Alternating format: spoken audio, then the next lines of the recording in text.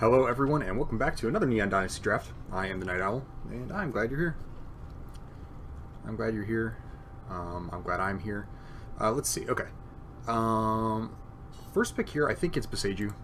I have the two Boseiju cards as actually the top two cards of the first pack here, but I think picking the land is better. First of all, I think this is the best of the land spells. Just kind of the most useful of all of them. Giving them a land card is, not nothing, but oftentimes, I mean, there's a lot of game states where this just gets rid of one of their best cards and then gives them a land that they don't even really need. And then I think I take it over the Boseiju Reaches Skyward, because even though this card is super strong, as I've talked about, this card upgrades the land slot, and so it's like sneaking another spell into the deck, which is really nice. So I think this is a nice first pick here. I'm happy to pick this. It goes like that, the Boseiju Enchantment, and then the commons are nothing special at all, like nothing. Like I would take maybe Containment Construct next. Starting with this card, I could prioritize channel cards and it's an artifact, so I can go a lot of different directions. But no, let's take Boseiju. Let's confirm that pick. Now, what do I think of this? Kind of a bad pack, honestly. There's really not a lot, and I'm almost tempted to take Roadside Reliquary. The only green card is Jukai Preserver, not special. There's Towashi Songshaper, which is actually kind of an important card in the red decks, and maybe I want to take that. And red green I think is pretty decent. I think red and green are like the two strongest colors, so red green's got to be good, right? I don't think Okiba Salvage is anything special. I don't want to start on that. Skyblast Samurai could be fine, but again, it's like I don't think it's like all that special. Maybe I'm underrating this card, but I mean, it just seems like an air elemental you got to work for a little bit, which is fine. I mean, air elemental is good. Like maybe I'm kind of spewing by passing this, but this is like almost like the most important card for the colors that I'd be looking at here. I could take like an artifact like Kunai or Iron Apprentice. Maybe I just want a Roadside Reliquary actually. Maybe I do kind of kick the can down the road here and take the Reliquary. Yeah, I think I will. Just because I don't really like... so red-green doesn't have a ton of artifacts, so I didn't really want to commit to like an artifact-based card there. And then I kind of leave myself open a little bit more, and then... I mean, heck, I start with 2 lands here, so already like my land slots are looking good. I'm going to take Fall of Lord Khanda here, I think. I'm going to take Fall of Lord Khanda. I think this is a pretty strong enchantment. Good removal spell. Turns into a card draw spell with a little board presence. I like it. Goshintai's pretty good. I think that this one's pretty decent. Definitely on the smaller body side, which I'm not crazy about, but it also has one of the best abilities because just repeatedly making 1/1s, like, this is, in most cases, I would say slightly better than like the 2-mana Shrine getting +1/+1, though I think that Shrine might even be actually a little bit better just by virtue of being a 2-mana spell, but I think just ability-wise, I think this has one of the best abilities. Decent red commons here, so like I could have, if I would have picked Songshaper, I'd probably take like Steelbreaker or Boar. Again, the green cards are not amazing, but I'm not too worried about that as of yet. I'll just take the fall. I'll take the fall here. Twisted Embrace, yeah, this has got to be the best card in the pack, right? There's Hot Shot Mechanic, which is fine. I don't think this card's like that important or anything. I mean, it's kind of nice, but I think vehicles are kind of high risk, even if there are like good vehicles. It's just I'm not extremely keen on them. I'm not extremely keen on them. And then I mean, this is like a fine card, just like a 1/2. It'll like turn your vehicles on, but I'm not like inclined to like pick it super highly. I don't think it's like insane. Like, well, I'll pick this like once I'm in the vehicle road or if I'm looking like white aggro. But here I'll just take the Twisted Embrace. And I think that this is like easily the best card. There's also the Modern Age, which I think is quite good. I think this would be my number 2 pick. Mothrider Patrol, I mean, I was happy with this card the one time I played it. I think it's like decent, but let's take the strong removal spell here.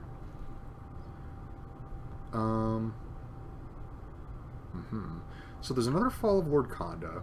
There's also a Gloom Shrieker if I wanted to like go green-black and maybe splash the white card. What do I think of that? I think I'm going to take the fall. I mean, I think this card's fine. But the body is like not nothing, but it is like on the small side, like a 2/1 menace. Like, so menace creatures that are sizable are a little bit better because like it's actually scary for your opponent to double block them. This card isn't. It's annoying that you have to block it with 2 creatures, but it's not scary to block it with 2 creatures. You're not like really threatening to 2-for-1 them too hard, you know. And then I mean, it's a 2-for-1 naturally on its own. You can get a permanent card back, but I don't know. I just don't think it's like that important. I'll just take the other Ori here. I think that's fine. I do want to like I did want to lean green to keep the Beseiju going strong, but it's not the end of the world. All right, so there's a Kaido's Pursuit, a Moonsnare prototype. That's probably not where I'm at. So this is like I picked this Twisted Embrace, but it looks like the black is not flowing. These red cards are super unspecial. I think it's between Bamboo Grove Archer and Colossal Sky Turtle. If I take Sky Turtle, I really got to focus on some fixing. Bamboo Grove Archer is... I've grown to really like this card. I'm going to take the higher power card here, though. Like, I could still end up like a 3-color deck, like green, white, splash blue, or something like that. I think that this is kind of where I want to be. You do want some amount of this. I could take Shrine Steward, and it pairs well with the Embrace, but I don't know. Black is not looking like it's super open. I think I might have just snuck an Embrace, so we'll go with this. It's not like Shrine Steward's insane anyways. Like, it's, like, decent, but... here I'll take Fang. Yeah, Fang seems fine. Again, leaning into the green a little bit. And then none of the rest of this stuff is, like, special at all. So I think just the 1-mana Death Touch enchantment creature, pretty solid. Get my nice defensive plays in early. I haven't seen this card played. I bet you it's decent. Like, it's just, you know, the Mind Drop, but then also, like, it helps you Alpha Strike. Like... It seems like it could honestly be a thing. I haven't been owned by this card yet, but I bet you the day is coming. None of the blue cards are good at all. Kisneas is not really great. Run is not really great. Fang's actually one of the better cards in the pack, so let's take it. Yeah, there we go. What do I think of this? What do I think of this? I honestly don't know. So the You Are Already Dead. But I don't really look like I'm leaning into this. So, like, I think this card is less important in the green decks, even if I'm, like, green-black. I think this card's pretty good, but it's really good in the decks where, like, all of your creatures are smaller and can't really kill things on their own, which is not what happens in green, especially I already got a Death Touch dude. This is the Boar. Boar's good. I think I'm going to take Jungle Hollow, though. I don't think any of these cards are that special. This will maybe help me splash, or maybe I end up, like, green-black, splash the white, or something like that, you know, and that might be better. Okay, so I could take Exemplar if I want to, like, have a cheap white creature. I kind of tempted to take Shrine Steward, though. And then maybe I do end up with, like, some aura cards. There are some green auras, too. And then if I do end up, like, green-black, I can Shrine Steward and find Twisted Embrace, which is really nice. It's really nice. Don't look like I'm in an Enormous Energy Blade deck. I think I could be missing by not picking the Exemplar here if I do end up white, but I think this is, like, a higher upside card. We're going to Shakedown. Don't really like this card. I don't really like that card. Maybe I'll take the Kunai. Yeah, just another, like, decent, solid removal option.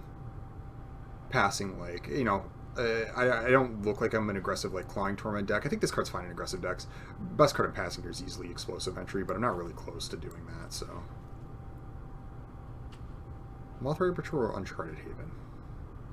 I'm going to take Uncharted Haven. I look like I'm kind of getting into splash territory here, so let's just take the mana over the Mothrider Patrol. Alright. The Secluded Courtyard. Here I'll take Patrol. I don't really think... I think it's going to be a better one-drop for the deck I'm building than Pilot. Even though Pilot, like, I mean, if I do end up with vehicles, could be good. I don't think this is what I want. Colorless except for creatures is not, like, amazing or anything, so... Okay. Take Favor of Jukai here. If nothing else, it pairs with the Steward, you know? Which doesn't necessarily mean anything. I don't think this card's good enough that I really want to play it, so we'll take the green card. An Ace, sure. Okay, so I still could be, like, anything, basically. I still could be anything. Here, what is good? I think it's one of the black cards. I don't think it's Invoke Despair.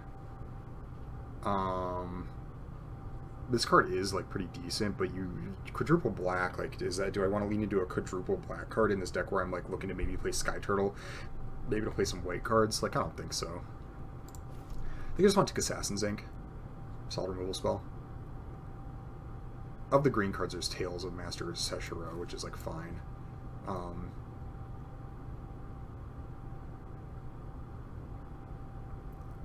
So yeah, I don't really know what colors I am yet, which is kind of wild. I think none of the rest of this really fits into the kind of deck I'm looking at. There is Gravelader too, but I'll just let's take the removal spell. Okay, well, there's a Twin Shot Sniper, probably the best card in the pack. Do I just take trainee? I really don't have to be green. Like maybe I'm black-white, you know? Like I did take the green cards, but like maybe I don't play the green cards. You know, I don't know. So maybe, yeah, maybe I'm just black-white. In which case, what would be the good card here? Like I could pick trainee. I could pick trainee. And I kind of want to be green. I mean, like my best cards are green, kind of right now. Turtle, Beseiju. Like my white cards are only fine.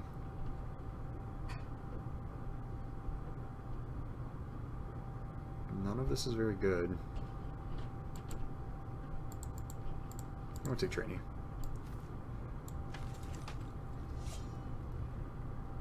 Oh, there's an anvil. Not really close to that. Maybe Blossoming Sands. Maybe Blossoming Sands. I really want to play the Anvil deck someday. I really like this archetype and this card, but I just never seem to be in the right position for it. So I'll just take Blossoming Sands. Again, I mean, I'm like kind of filling up on lands here, but like I think that's kind of sweet actually. And then this will help me. Like I don't really want to play these, so like maybe again I'm looking at like black green, and then this will help me cast the Fall of Lord Konda, so like multiple removal spells. Like I think that seems good. What am I really passing up here? Nothing. Like all the commons are like there's a bunch of blue commons, which I mean it might splash the blue here, but it's fine. Yeah, here we go. Goodness. Well, what is better here? I think Roaring Earth is just better. This is like bomb level uncommon, where this is just like strong uncommon. I mean, it's weird passing another green-black card when that's like maybe kind of the way I'm leaning. Leaning more black because the double black is going to be a lot more tricky than the Fragment of Konda. So yeah, I think I'll just take the Roaring Earth. I mean, this is like a nice little reward here. Definitely like solidifies me pushing into green. So yeah, let's bin these. I would like these Gloom Shriekers, but I just don't think that they're like so important that I'm going to pass like really good, like this really good uncommon over it. What about this? I guess I take Merge Keeper. I don't like this card. You guys are going to hear about this in a minute. If you modify it, it does like result in it being like almost like card advantage. But I think the front end is just the 2-mana 1/1 add a green is like not amazing. But I think I take it here. I don't think it's a geothermal Kami. I think I want cheap creatures. Yeah. Another Sky Turtle. Team, I'm in. We're doing it. Okay. Let's move this stuff over here. Take the other Sky Turtle. Oh, no. We'll pick it. Okay. So, let me actually get organized here then.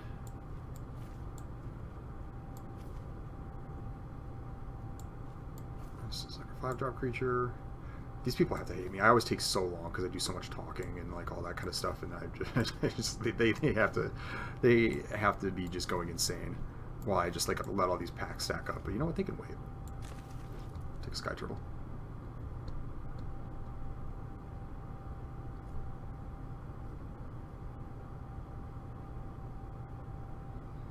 Not too much here for me, honestly. I'm going to take Repel the Vial. Actually, a nice removal spell.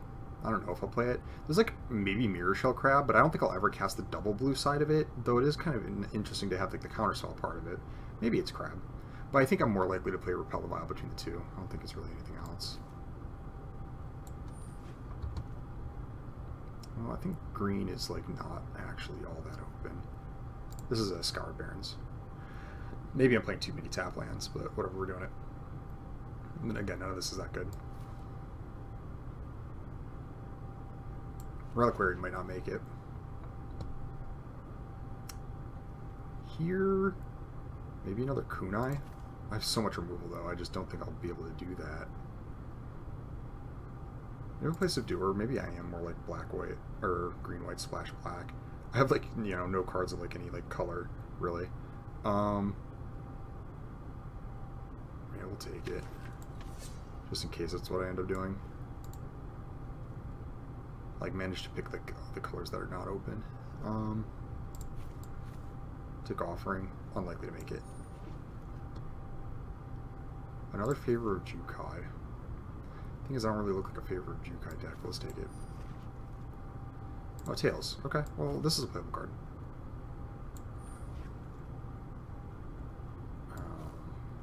Take lands because that's the theme. So I'm basically a bunch of removal and a couple turtles. I think this is Shrine. I need cheaper creatures. This one is actually really good. Keeps like pumping up. So yeah, I think that this is where I want to be. I need like creatures, period. I have so much removal that I don't think it's Intercessor's Arrest or Fade into Antiquity. Just take the strong 2-drop creature. Yeah, why not? Ayo, what's up? Oh, but there's also Besage, but how do I pass this? 5/4 Flying Vigilance. So maybe I am just like double splashing the black cards, or maybe I'm splashing the, I don't know. Top 7 card depending total mana cost 4 or less on the battlefield, or something, or on each permanent you control that's a creature or vehicle. Yeah, I mean, I think I have to take Ayo the Dawn Sky. There's, you know, Twisted Embrace, there's Besage, but I don't think I pass like the Mythic Dragon. Besage is maybe the one I'm missing the most. That's like the most obviously playable in this deck, but no, we'll take this. We'll take this. Alright, what about this pack? So maybe I am like playing the white, and I'll like either just ignore these black cards, which will make me a little sad. What do I got? I got Jungle House, Scour Barons. They may or may not make it. I think I'll take Narika here. I do have a number of enchantments that maybe I want to buy back. Like even just buying back Fang of Shigeki is really easy. Tails I could get back. Fall I can get back if like this trades and dies. Like I think this card will actually be pretty good. And so maybe I'm looking more at like green white and then possibly splashing the black cards. A third turtle. There's also Intercessor's Arrest. Alright, so I currently have 6 lands here, which means I'm at 20 cards if I'm playing both the black cards. Do I pick the Intercessor's Arrest? Because then I don't necessarily have to play the black cards. I can lean more into the white.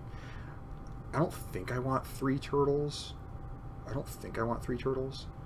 It's like, it's a little too much.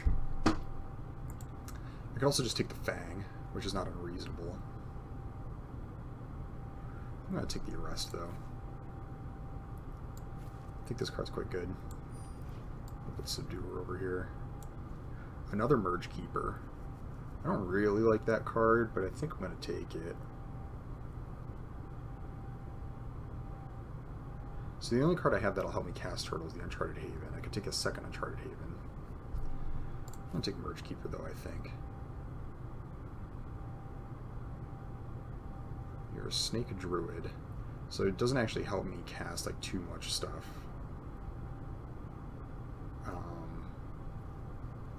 Because it only makes green. I think it's the best card from here though. This, what do I think of this?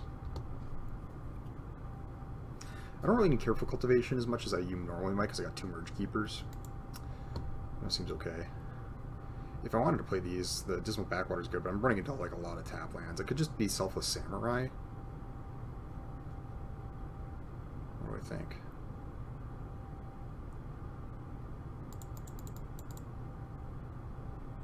That's a Samurai. Maybe that was a miss to take not taking Backwater because it means that these cards are it's gonna be harder to make. This is definitely a Fang here. I don't think it's Season Renewal.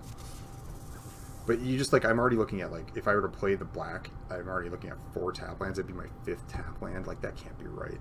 Here I think it's Sunblade Samurai. This is a card I've seen a lot of other people play, and I haven't had an opportunity to play it. It seems alright. It seems alright. It works with Narika. It like actually gives me something to cast, like with my like rampy stuff. It helps me find my lands. Get to my turtle.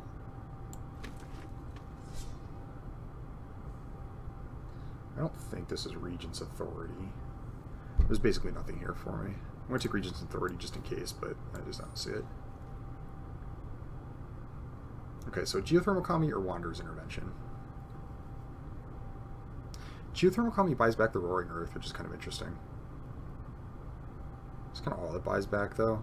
Really not amazing. Well, it buys back the Fall Lord Kata too. No, we'll take the Kami. Another creature, like, buys back multiple removal spells. Right, this is the Grafted Growth. I don't know that I'm going to play it, but I think it's certainly the pick there. You know, everybody, you can have your toys. You can have your toys, if that's what you want. Seven-Tail Mentor. This is a definite maybe.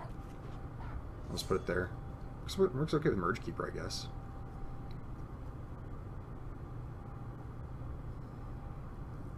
Works okay with Merge Keeper.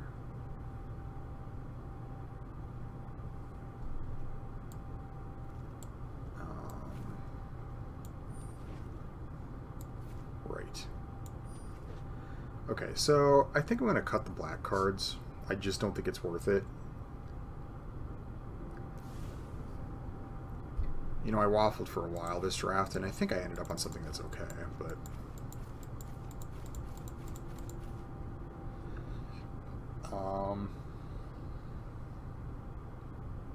This is 24 cards here. If I cut one card, I'm in business. And I'm not playing anything that maybe I should. I think the 2 cards, or 3 cards I could think of would be Grafted Growth, Moth Rider Patrol, maybe Seven-Tail Mentor. The reason I think those cards, let me get this all sorted out here. Oh, is Shrine Steward any good at this point now? Well, I have 2 Favor of Jukais. I actually don't really want to play these.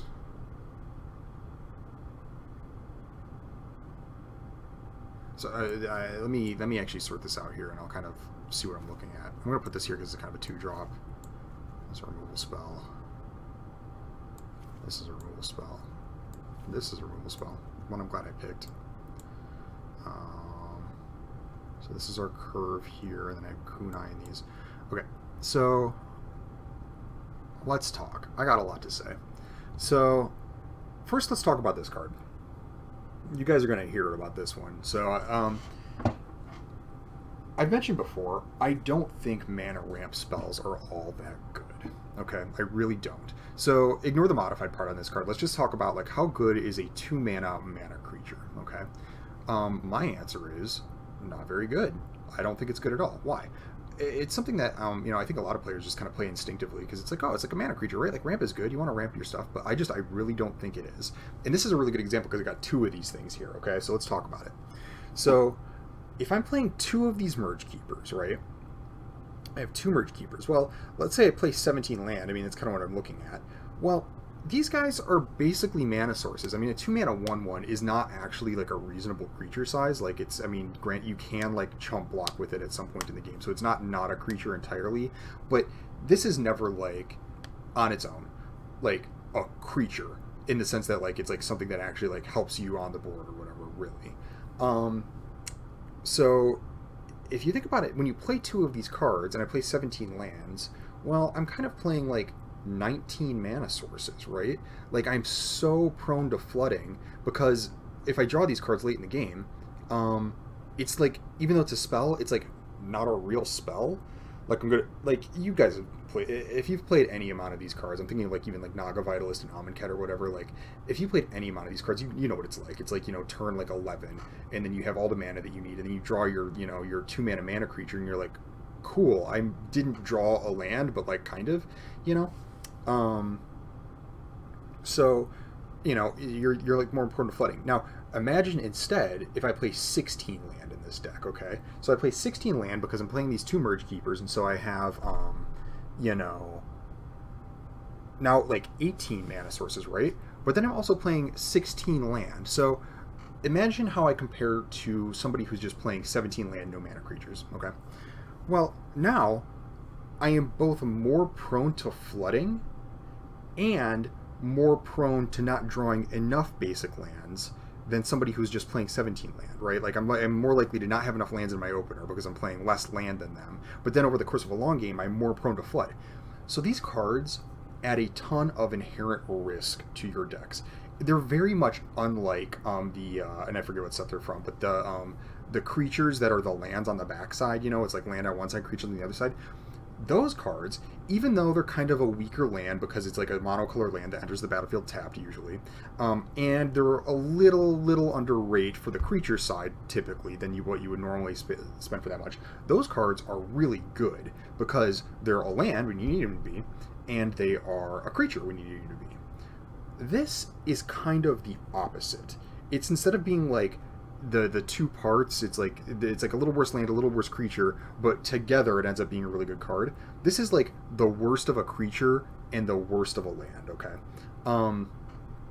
So it's just like, even though it's like very similar, like, oh, it could be a creature or land, it's just like it's not good at being either. And in fact, so okay, like I'm playing 2, let me illustrate that a little bit more. I am playing 2 Sky Turtles here. I'm trying to cast 7 drops, but let me let you in on a secret here.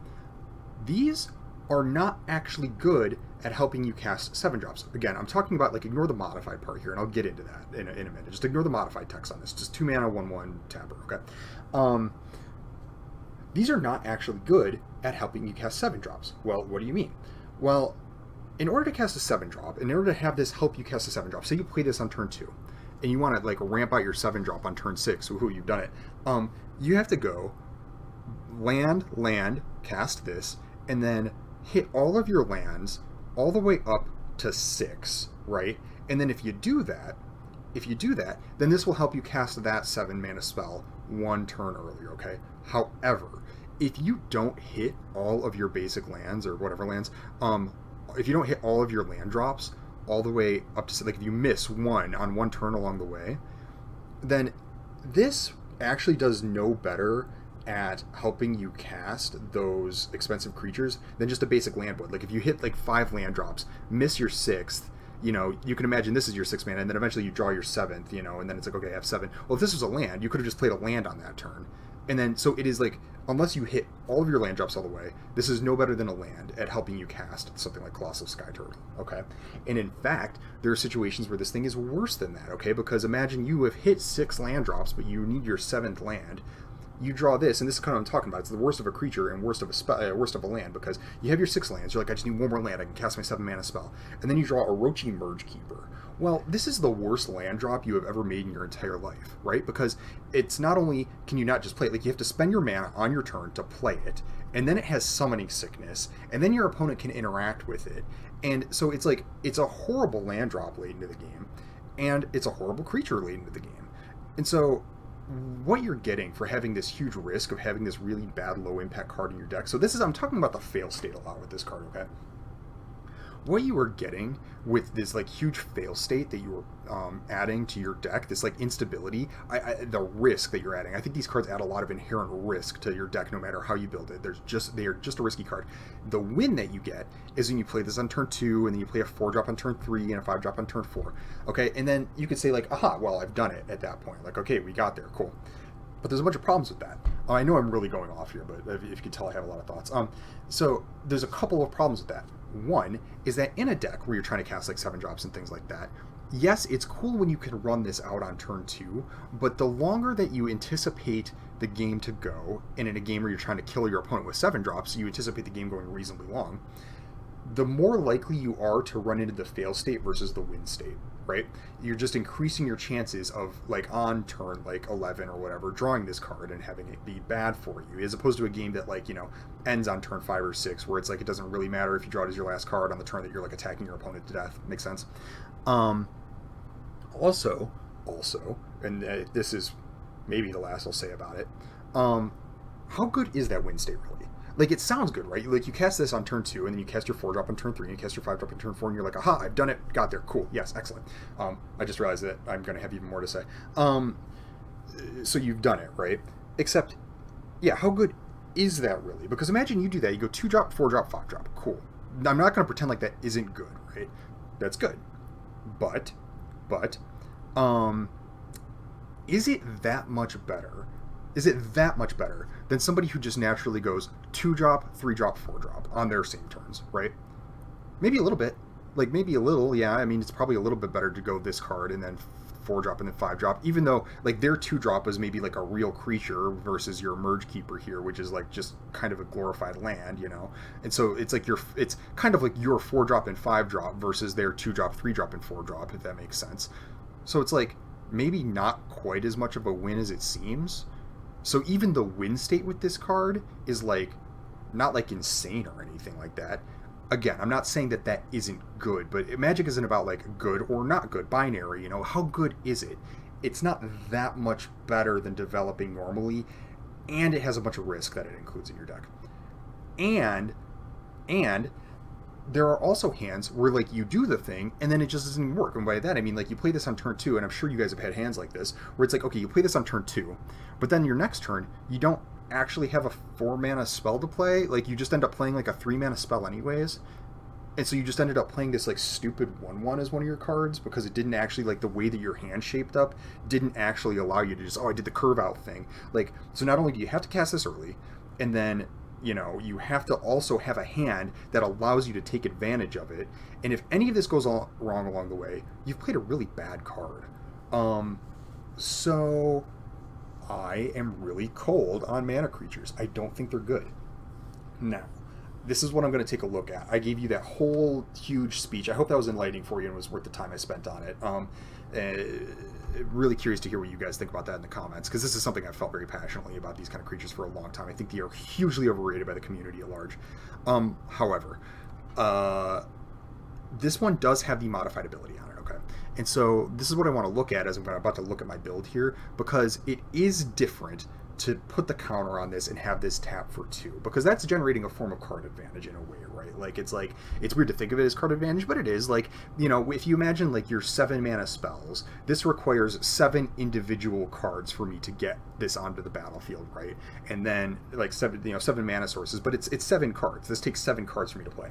And if I have something that's generating 2 mana, it takes 1 less card for me to play. So it's even better than like the double ramp, which is actually, I mean, still kind of nice also, because it really lets you accelerate things out. But like, just taking less total card resources to play the same card is like a big boon, okay?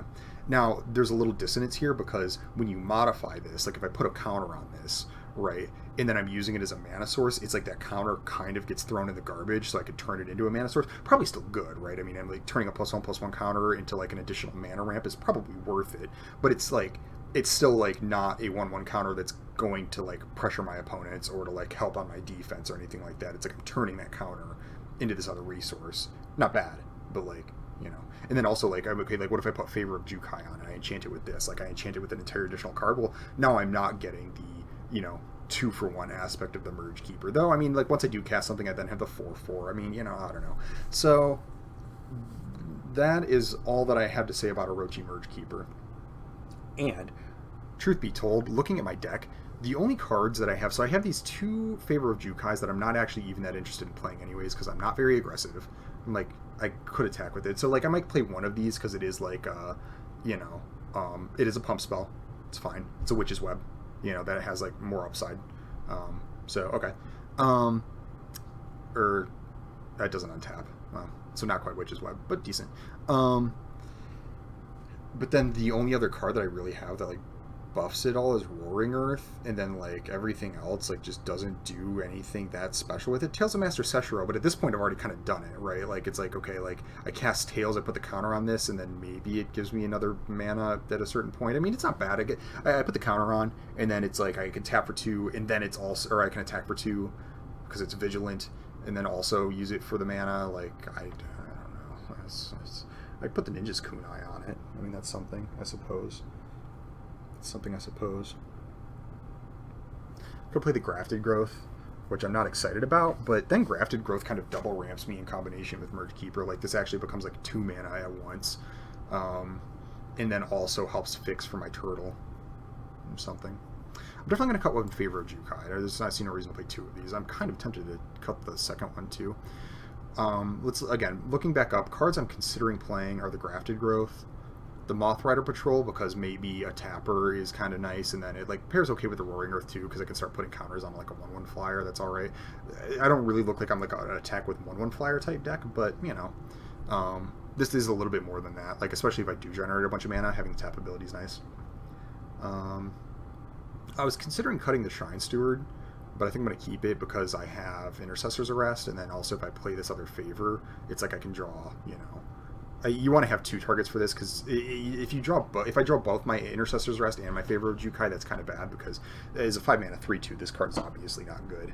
However, having this be a 5 mana 3/2 that finds my Arrest is actually like quite nice, you know. Yeah. So there's also, it's like it's Moth Rider Patrol, Grafted Growth, or maybe Seven Tail Mentor. Seven Tail Mentor kind of for the same reasons. I can like pump the Merge Keeper or something else early on. It's a Samurai, so it goes well with my Subduer and Marika. Those are both options. I think what I'm going to do, I'm going to cut 1 Merge Keeper. I'm going to play this Grafted Growth. again, I'm not like amazed with this card, but I can find it with Shrine Steward, so the Shrine Steward can then help me fix, right? So that's kind of cool. It does pair with the Merge Keeper okay, and then, I mean, it like pairs all right with my other cards as well. And so then it does help me get to the point where I can like cast like this double white spell. It helps. It's like another blue source here. I think it's good enough, and enough better than just the Merge Keeper on its own. Also, I can like buy it back with Geothermal Kami. Reasonable. I feel a lot better actually having 3 auras, because the likelihood that I draw Grafted Growth, Favor, and Intercessor's Arrest, and then my Shrine Steward, like, just, it seems like a lot lower, you know?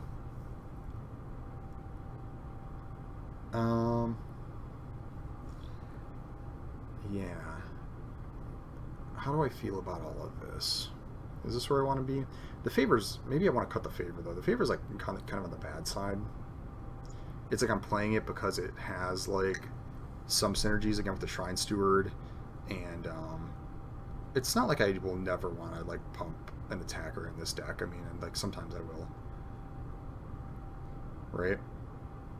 Occasionally. There will be times.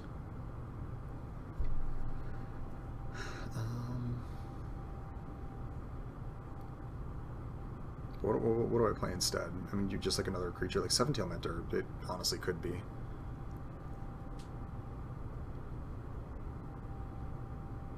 Well, I could play the Merge Keeper. I don't know. I know I just like gave like a doctoral thesis about why it's not that good, but it might be my best option here still. Like I waffled so much and picked so many lands that it's like this is a rare deck where I actually don't have like a ton of options. Like I don't have like a huge host of playables, so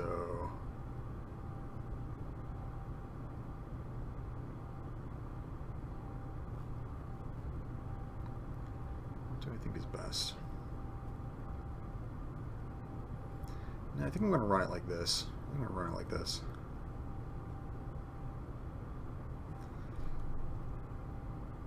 This is kind of a good combo here. Yeah, I think this combo is enough with some of what I got going on. This is not a card I typically like playing, but it's not like I'm playing any other tricks. And I do have some cards that like want to like get buffed, so we'll try it. Okay, so I'll play the Uncharted Haven, Beseiju, and then all these other. Actually, probably the Blossoming Sands, right? Yeah. Skip these. I don't think Reliquary is making it. I only have 2 artifacts. Ain't worth it. This is really pretty good when you're definitely getting both, and then I think it's just not worth, especially when you're splashing, just not worth the colorless source if you're not getting both options. And then yeah, I'll play 17 lands in this deck.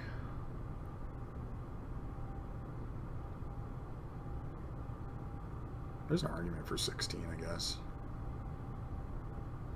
It's kind of weird to think about playing 16 when playing 2 turtles, but if I don't get there. Also, Samurai's a land. Maybe I do play 16. Is it worth playing another spell?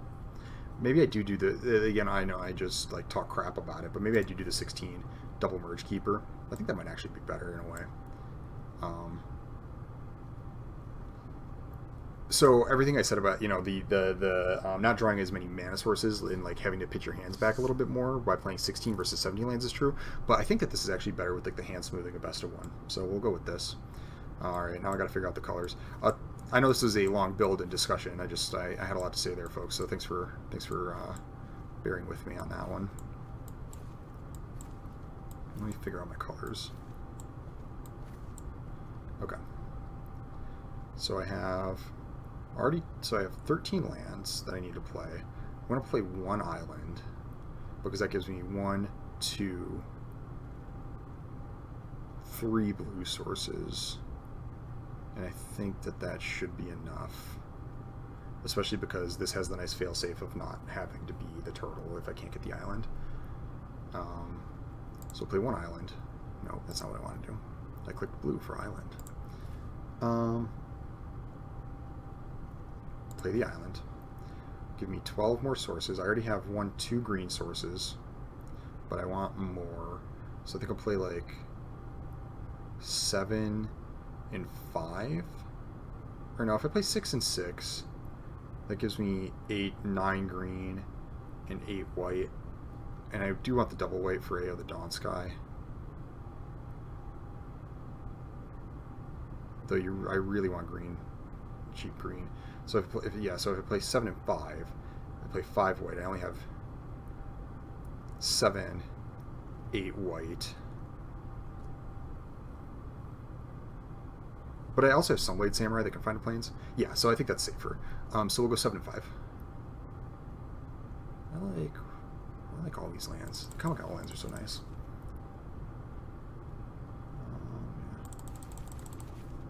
Yeah, looks like a deck to me. Cool. Thanks for joining, everybody. See you for round 1. All right, everybody, round 1. Let's do it.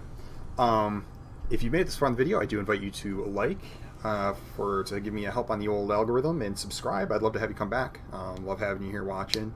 And also, please feel free to comment down below if you got like any questions or any thoughts about anything I've talked about here. I love discussing this stuff, clearly.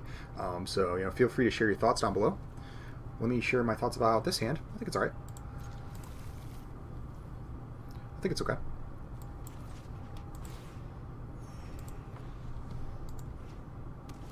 Oh, blue-red.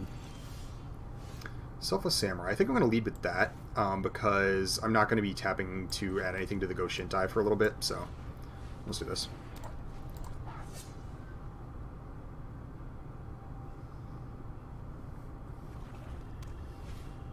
Yeah, Virus Beetle. You may cast target... Oh, you can cast it from your graveyard. I'll discard Favor of Jukai, I think. Well, let me think about that.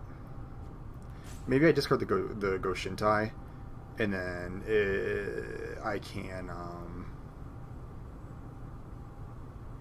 Which am I more likely to, like, you just cast?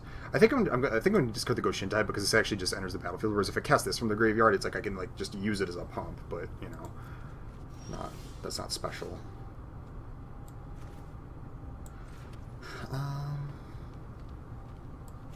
Yeah, I'll just play this in attack. Also, I want to save the fact that I have the pump in my hand. Do you need to draw some land, though?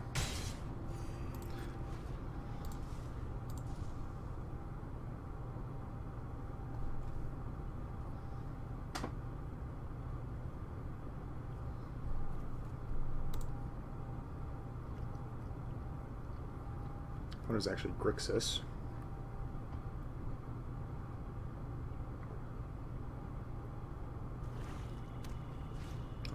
The Dockside Chef.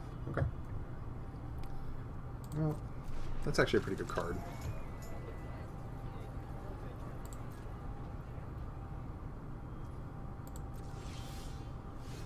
The Sunblade Samurai.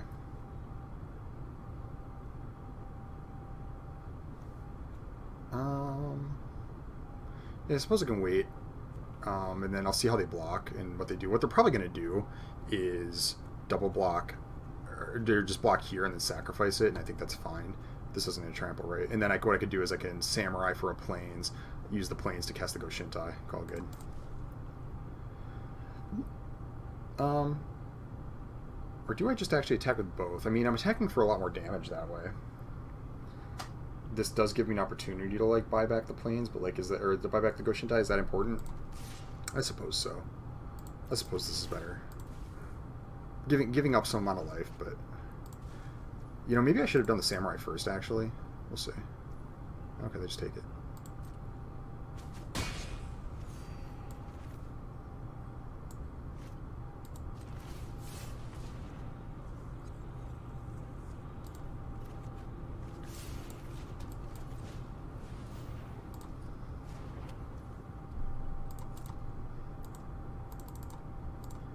They got some good grind going. I'm not thrilled about Dockside Chef. Also, I don't really have a lot in my deck that can, like, kill cheap creatures like that, so... Oh, they just didn't do it. Okay. Well, that's way better for me.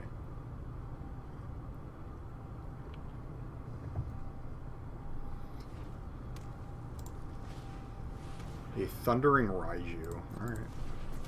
That's a problem.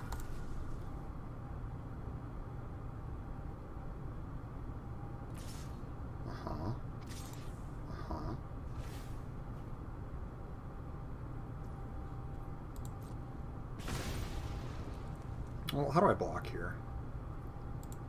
I'm tempted to just like double block on this because I can start buying. Like I can like then attack with. I could take two, double block here. Yeah, they kill two, but then I can like buy this back. Like it doesn't seem that bad. I don't want them to 2-for-1 me here, but I don't want to. I don't want to trade Narika. I want this to die. So it seems like the obvious block actually. Narika just gets me like so many cards back just by doing this that. I don't know. Merge Keeper, huh?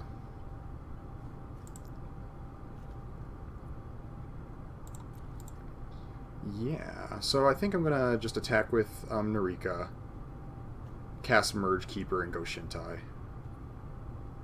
Seems reasonable. If I had a land, I think I would actually just get back the Sunblade Samurai. In part also because I don't want to just run AO out and have it die. But do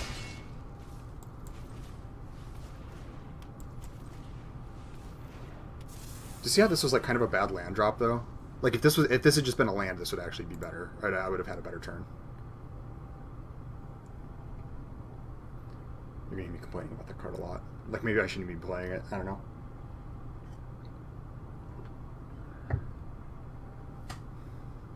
Narika kind of impressing me here. Yeah, okay.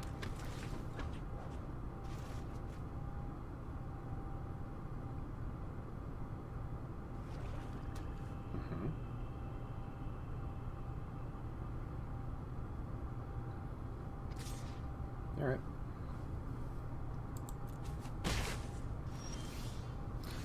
Another Merge Keeper, you say? Okay, let's see. Jesus. Feeling extremely vindicated right now. So I think what I do, maybe if I attack with the Goshintai and I pump with this, they would have to like double block, and then it might be you are already dead though, which is kind of the problem. So maybe I just jam Narika, or maybe I don't really want to just jam AO while they still got a bunch of cards in hand. Though then again, there isn't like they could kill it, but there isn't like a lot of things they could do to just lock it down. It could be like Tamio's whatever.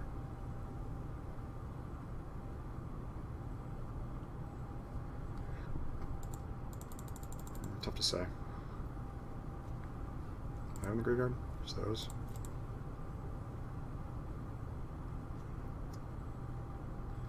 I shouldn't use my timeout here, but I think I'm gonna.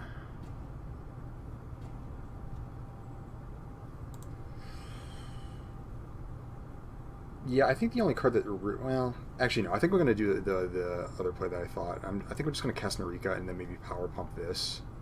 Is that too conservative?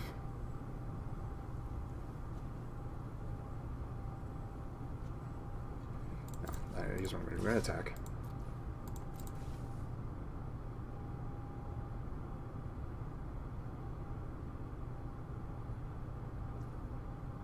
Perfect. Free point, you say. Okay. So instead... Yeah, what I think I'm going to do is go Narika and then Merge Keeper. What I want to have is a big board for if AO dies, then it's like it's really hard for me to lose the game.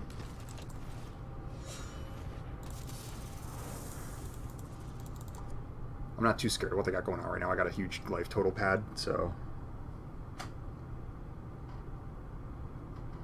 They also don't look like the kind of deck that's playing the -2/-2 card. I wonder if they're splashing this double red.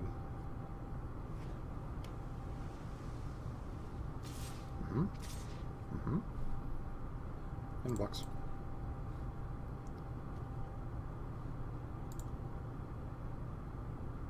1, 2, 3, 4.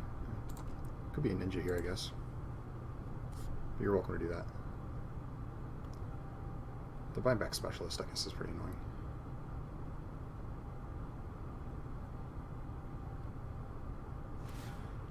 Oh. You get another virus beetle. Yeah, discard a card. Okay. What do I discard? I think Geothermal Kami. I don't really see this doing anything anytime soon. Though it could be Favor because I can like attack with just Narika and then like recast this. It's like kind of decent actually. Though that's sort of bad because they can just play the Moonsnare Specialist again. They can, like, perpetually bounce this now. That's, like, sort of bad. So maybe I really want... Favor doesn't actually help, though.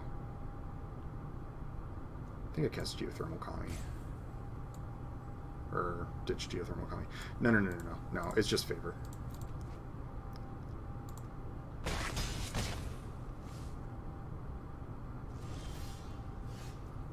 Sky Turtle, huh? 1, 2, 3, 4, 5, 6.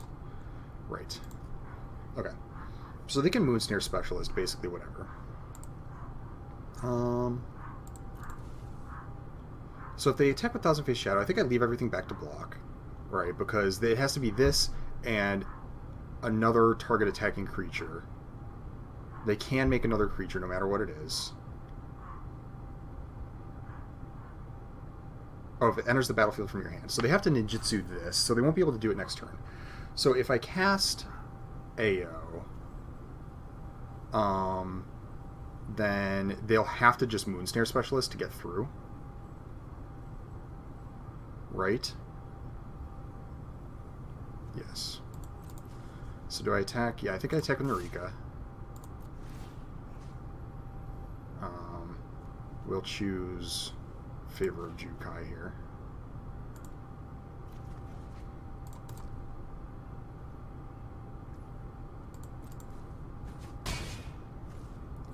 And then we'll play AO the Dawn Sky.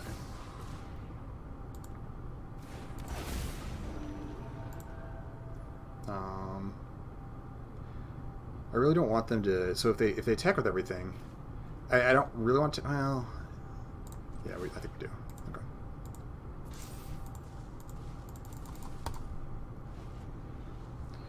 This is just like a really ugly combo here, so that's kind of bad, but...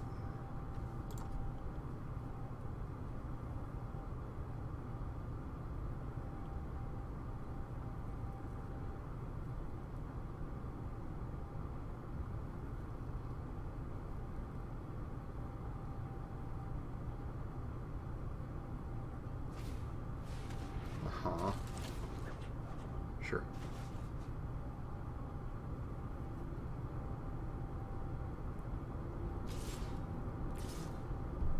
Got another ninja. I'm just gonna trade this.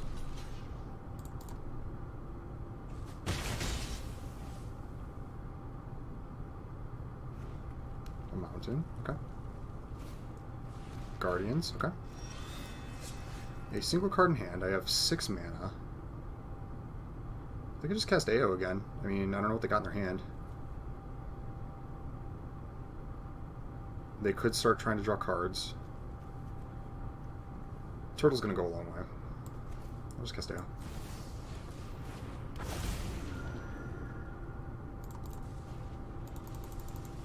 I could have attacked with this, actually. Maybe I should have.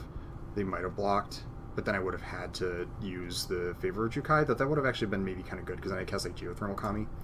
And have something in play. I don't know. Chain Flail, Centipede. You got it, dog. Who's getting it?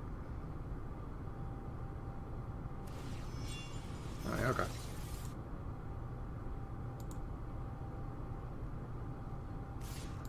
Do I block? You get a bunch of counters. I don't think so, though. Doesn't seem like that's something I want to do.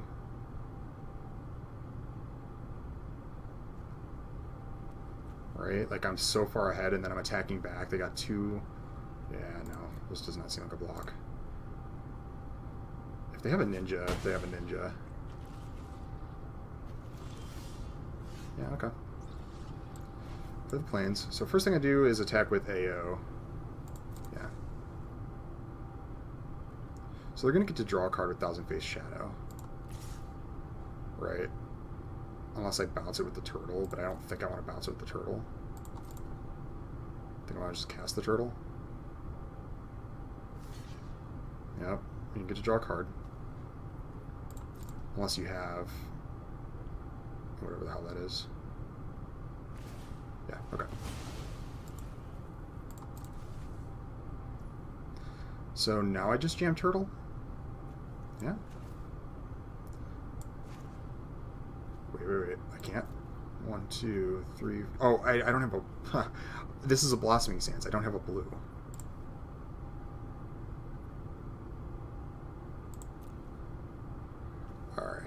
instead I cast Shrine Steward, I think, and set up my arrest.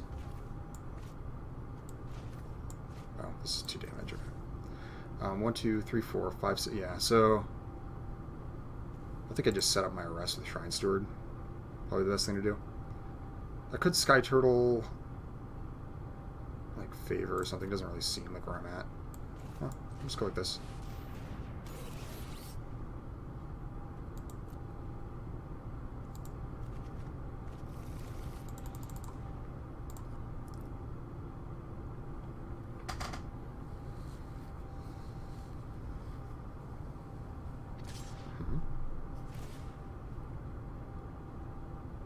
So do I double block here?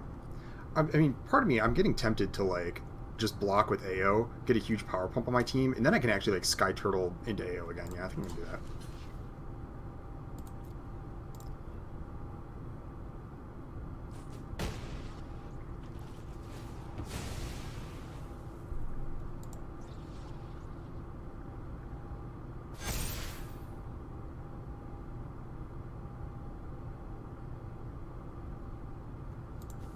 One, 2, 3. 1, 2, 3, 4, 5. Yeah. Okay.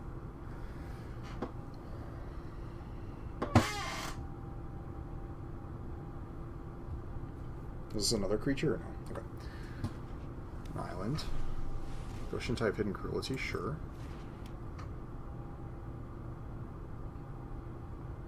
So they have 1 card in hand. I might arrest the Goshintai. We'll see. I was gonna arrest the Dockside Chef, but, like, I don't know. Alright, so 1, 2, 3, and then I can do 1, 2, 3, 4.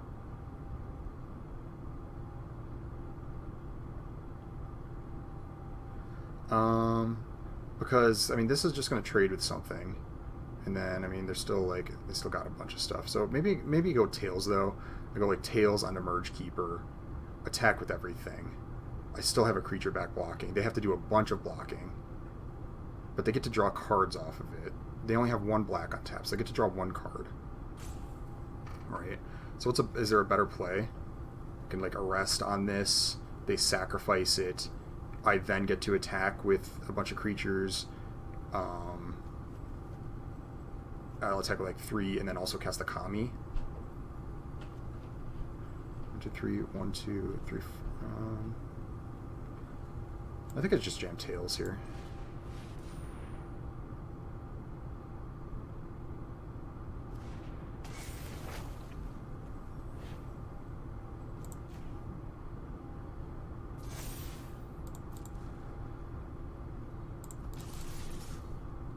Go like this. I actually got 2 vigilant creatures, but yeah.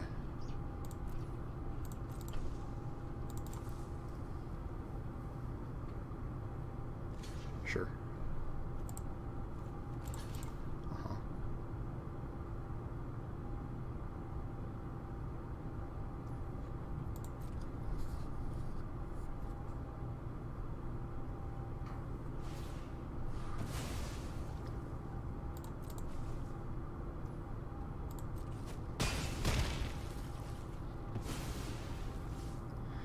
Alright, here I think I'm going to go Kami, buy back Tails, because it lets me get another creature into play. I mean, I leave less blockers open this turn, but then it gets me another creature in play. I gain more life to get out of reach.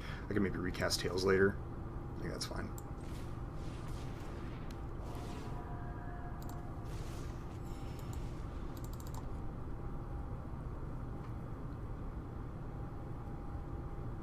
I feel like there's a lot of lines I could have taken this game. It's been, like, kind of complicated, and I don't know if I've taken the best ones. I feel like I've taken good lines. I don't know. This has been a hard game to play optimally, I think.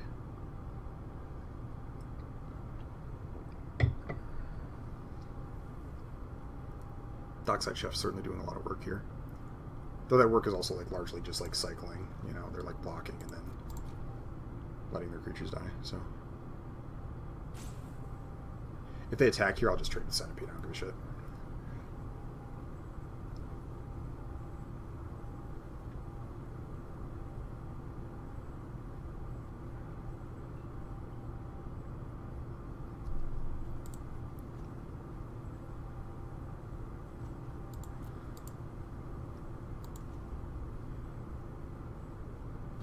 got a bunch of cards in hand.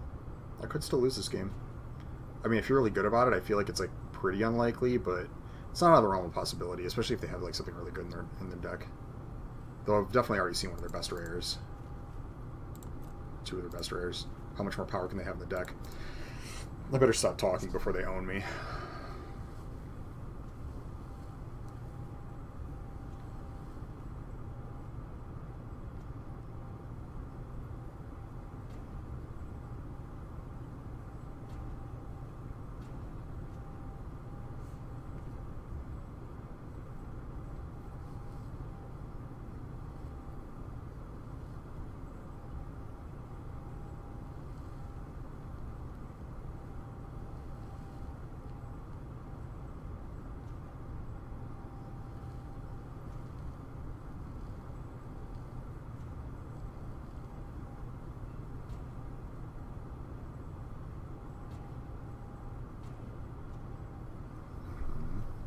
Maybe it was a bit of a spew to throw Noriko away. I don't really think so. I mean, I think it was fine. I think it was better to just pressure there, you know. But you better make some choices. You have decisions to make.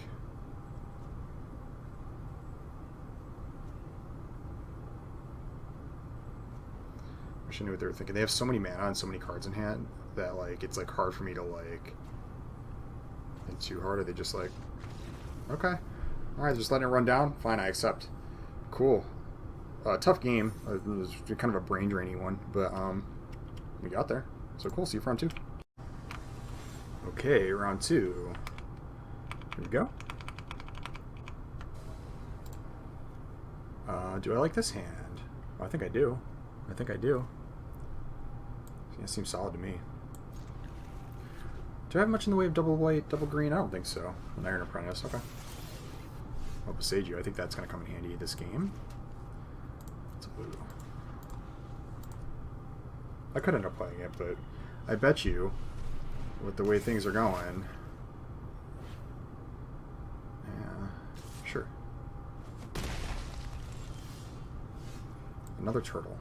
Okay, that's fine. I'm just going to play Trainee, because it interacts well with Life of Toshiro. Like, even if they shrink this, I can still block. If they grow this, I can still block. Like, you know.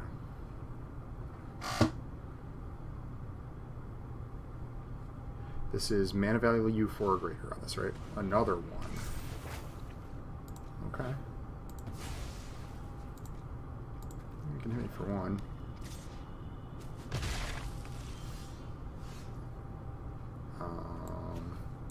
Yeah, I'll just cast the Poet. Oh, I can't. Oh, I played the wrong land. Oh my god, that's so bad.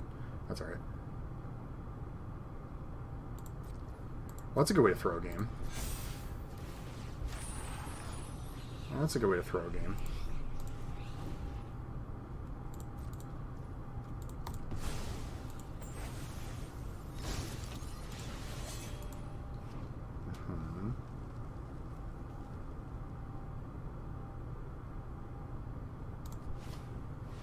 Only Colt Anvil. Yeah.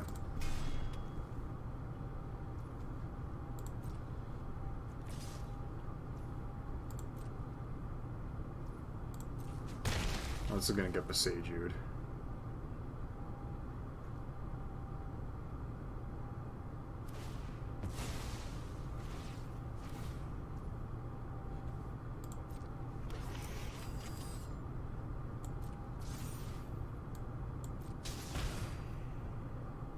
Opponent's deck looks really good.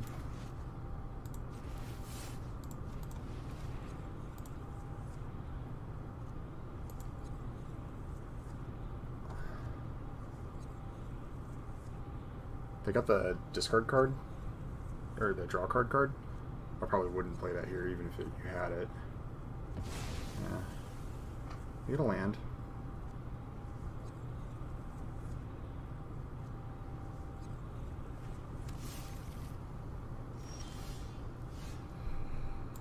Yeah, I think I just played Narika.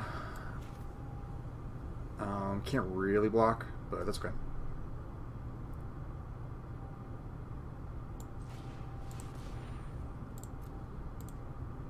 They fixed. That's bad.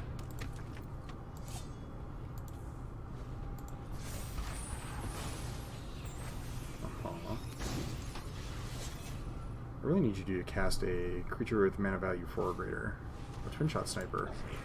Well, you did what I asked. It's not really amazing, but you know.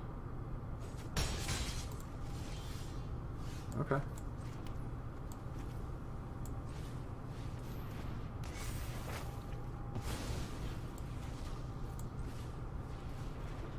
I think for 5, 6, 7, or 6. Looking at 6 damage, depending on what they got.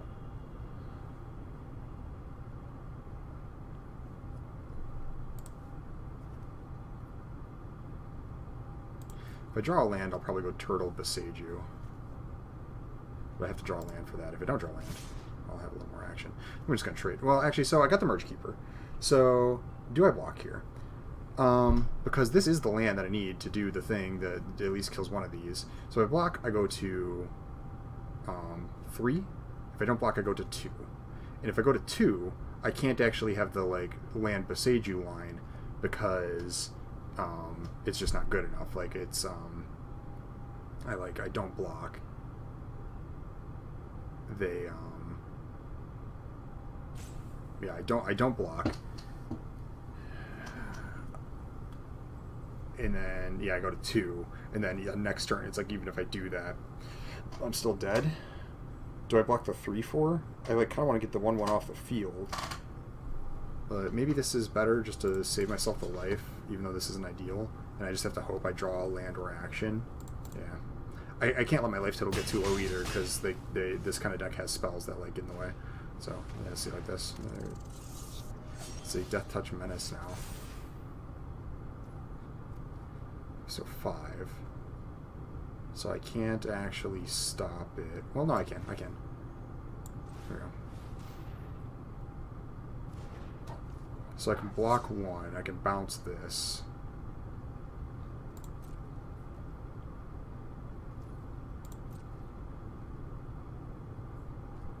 We'll see. Kami's Flare? Oh, I'm just dead. Okay. That's alright. I got beat up. I wonder how much not cast like playing the wrong land there was. I do that sometimes. Like this land, I'm like, oh, it's like the multicolor. Like I got my land just fine, and then it turns out it's bad. I wonder how much it would have actually saved me. My guess is not much, but it's possible. I definitely should, you know, play tighter than that. So that's okay. All right, round 2 or round 3. Okay, cool. Round 3, 1-on-1. That's all right. Got a little beat up there. This hand seems good. One goes first, though. Well, this hand seems fine, actually. This could go really wrong. We'll see.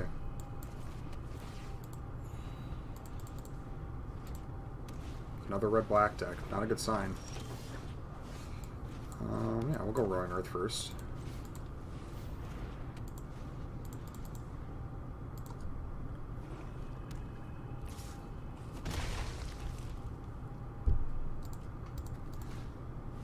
Another Anvil deck. Well, okay. Here we go, Trainee. Land. Bang.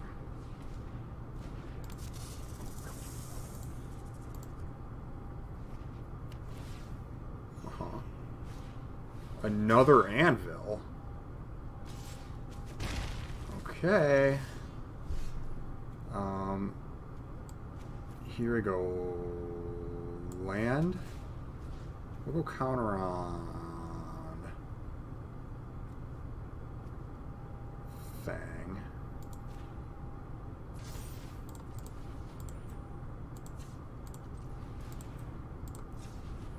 There we go. Grafted Growth.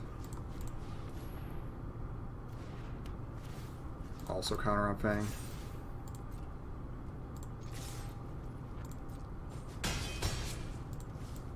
Merge Keeper. Alright, this is a problem. I feel like, you know, when I have... Oh boy, alright. Shrine Steward. Jeez, opponent had quite a hand. You know, I feel like when I play these, like, late game sort of decks that, like, really rely on... Oh, they get the Death Touch Shrine, huh? Okay. That really rely on, like, you know, staying alive and like casting like sweet late game stuff. Like I just get aggroed out really hard, and then when I have like kind of the aggro decks I play up against like all the green decks that like somehow just block me up, it's just like I just tend to match up really ugly. I don't know. I mean, I guess maybe that's just like selection bias. Like it's like this sometimes I don't, and then I just win the game and I don't really think about it. But oh, you missed, dog. You missed. Okay. I think I'm gonna attack with these two. Or maybe all three. Or just these two. I kind of wish I had, like, you know, positioned these differently, but it's okay.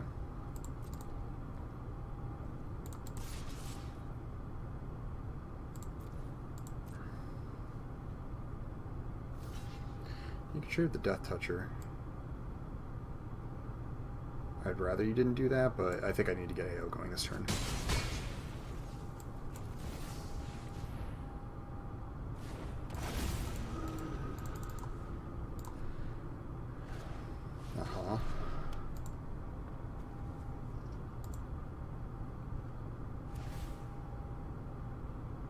Well, you get to kill my Merge Keeper, that's kind of bad. Ninja's Kunai. I think I'm just going to play Favor on Juka. Well, no, because they're just going to trade off the trainee.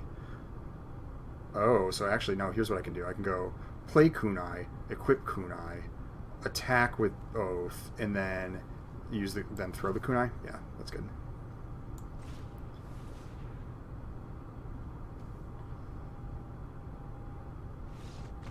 Okay, great. Wow, got out of that. I think they made a mistake not sacrificing their shrine thing. I mean, it's hard to say, but they could have got this engine going, and they didn't, where they, like...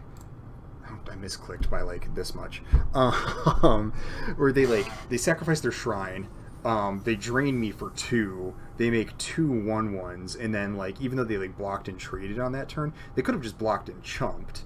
And then they have the engine going where they just, like, okay, they didn't trade off for that one, but instead they block and chump. They have 1 remaining, and then they sacrifice that one to make 2 again and drain me for 2 again, and they do the block and chump again, and it, like, ends up being, like, almost effectively the same, while also, like, getting me for a drain 2 every game. So I think that they messed up. Either they didn't know, and I've seen this with some folks, they don't know that the anvil only creates the creatures on your turn. If an artifact leaves the battlefield on your turn, and so maybe they thought that it was going to, like, work differently.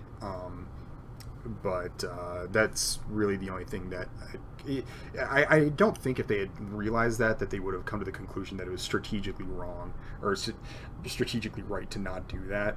So I'm thinking that they didn't know how anvil worked, but maybe not. Maybe they just made the wrong choice.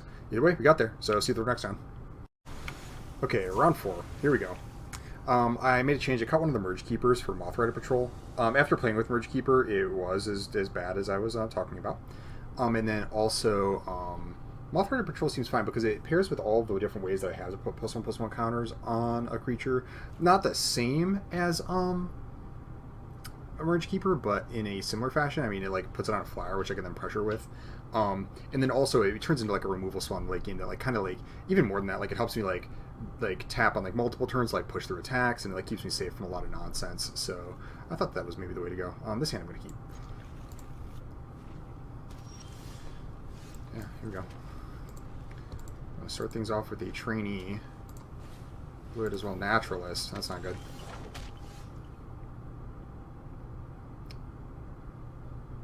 Well, here I am going to play Merge Keeper because I think what I'm going to do is Grafted Growth on a Merge Keeper and then trainee. So I got my own ramp card. What do you think of that? This card's good, though.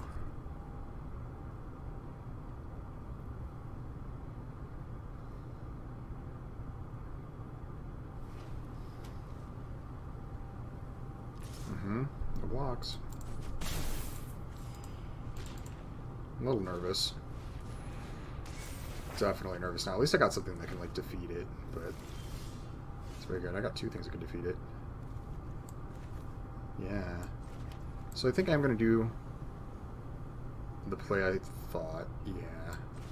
I'll work this. We'll put it on the forest.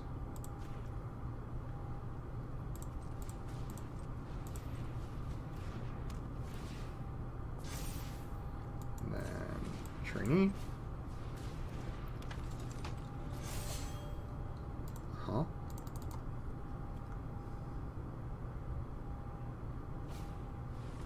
sure. Card's good. I'm running into problems here.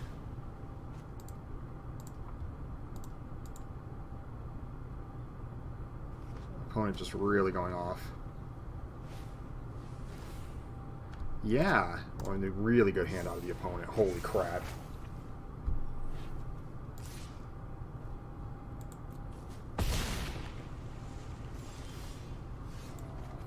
Yeah, so 1, 2, 3. I could go 1, 2, 3, 4 and still have 3 remaining. The thing is, I want to repel the vial, whatever they pump with the Rain of Truth. Right? Because I was going to repel the vial on the Boseiju, but now it seems like the best thing I could do to live is wait for them to power pump and repel the vial on whatever it is they do, and it'll probably be the Naturalist again. And I can't...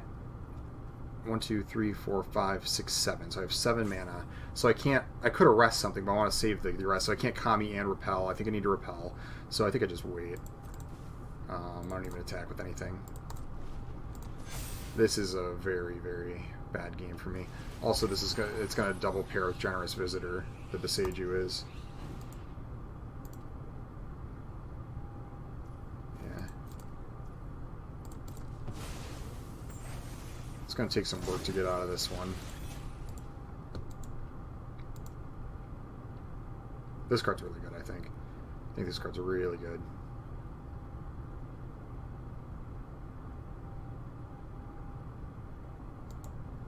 Incredible deck for my opponent here.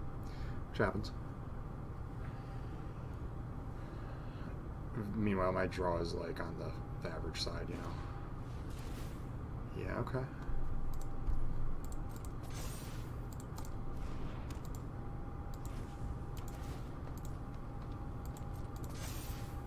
Yes. Opponent's deck is crazy.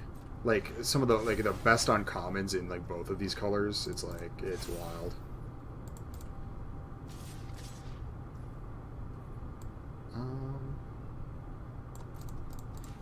All right, so double block here. It's kind of annoying, but I think I need to do this to not die.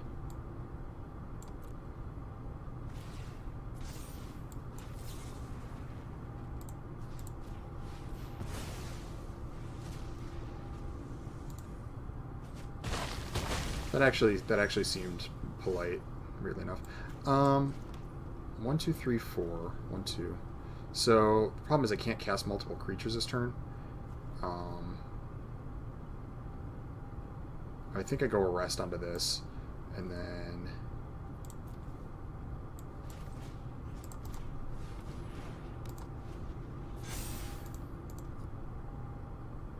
yeah. I think I am dead. I think I am dead. Opponent's deck is insane.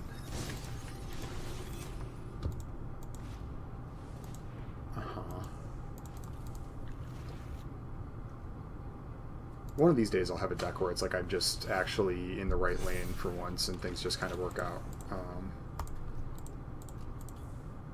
Which is, I'm sure my opponent drafted well. I'm definitely not trying to disparage, like, you know, like, oh, they just got lucky or whatever. But, like, to a degree, again, you can't end up with a deck like this without, like, just kind of ending up, like, in the right spot, you know? So can I live? This turns into a 5/5. So I can 1, 2, 3, 4... grab the Grafted Growth back to go up to 9, and then play Fang. And then I'm still taking, if I want to trade reasonably, I'm still taking 10. Is that right? Because I play this, I've got 1, 2, 3, 4, 5. Kami, up to 9. Play Fang. Fang has to block like here. Kami, I'm going to have 2 5/5s coming at me, so I'm going to have to block one of the 5/5s, taking 8. If they have a land, I die, basically. Yeah, let's try it.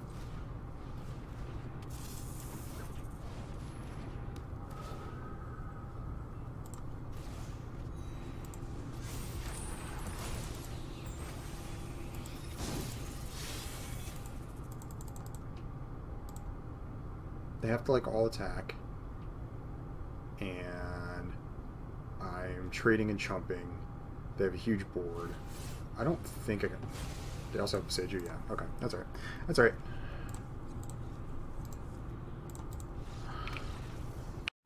Okay, round 5, we're 2-2. That was an incredible deck for my opponent. And so it goes.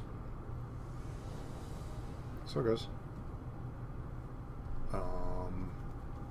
Is this a hand? I suppose so. It's risky. I have no green. But I got Mothrider Patrol and I got my Mythic Dragon, so let's roll with it.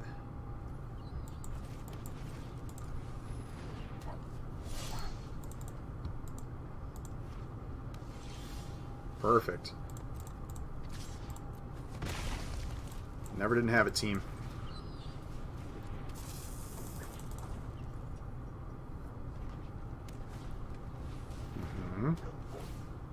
That's a good card. Sure.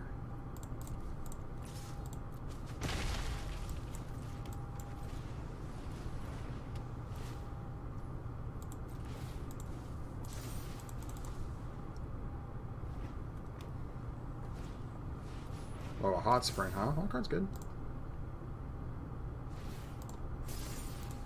You want to do that. I'm not blocking now. I'm going to leave Fang back. Arrest? That's not bad.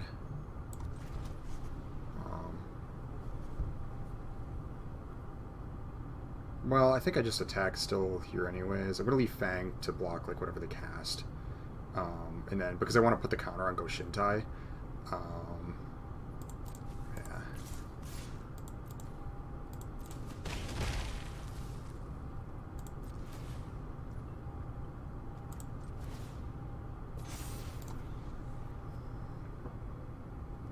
It's possible, like, what I might do is block with Fang.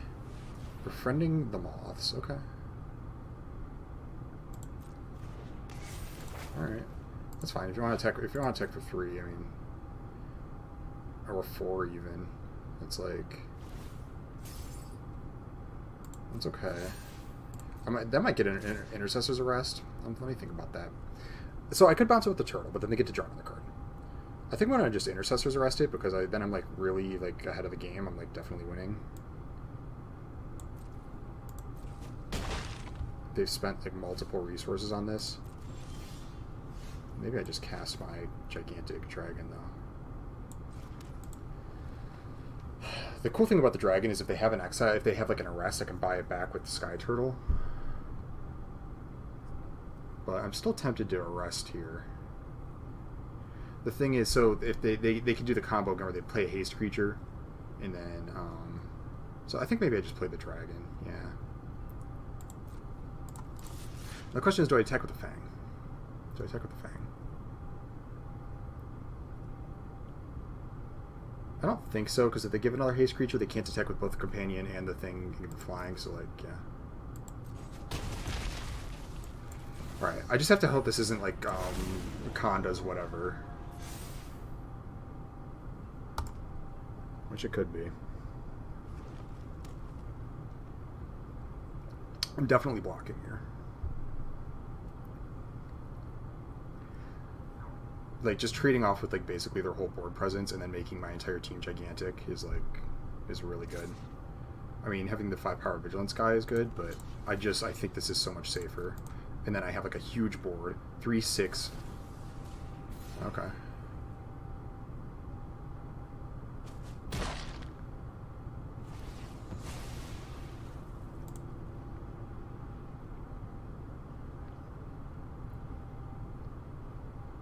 Kill spell?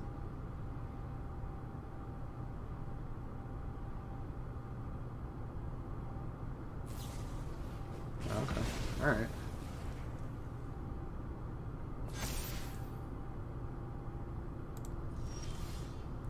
Sure.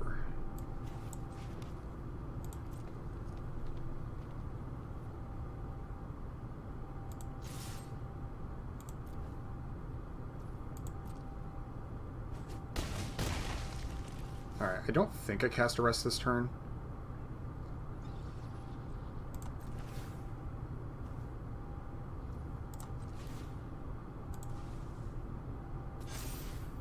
Because my plan is to, like, let them, like, attack, and then what I can do is when they take a big risk, I Sky Turtle, bounce, and then Arrest, like, with their other blocker, and hopefully they die. Greater Tanuki. Yeah.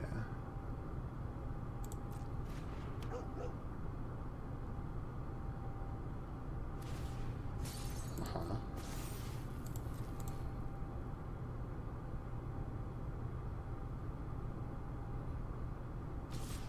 Yep. Alright, so that's, I think they just die, right? Yeah. And there's nothing I'm missing here. There's nothing, they don't gain life or anything. I'm just, it's in situations like this, I'm like, is there anything on board? I get nervous. Just bounce this anyways. Actually, yeah, I mean, it doesn't matter. I'm like getting paranoid over nothing.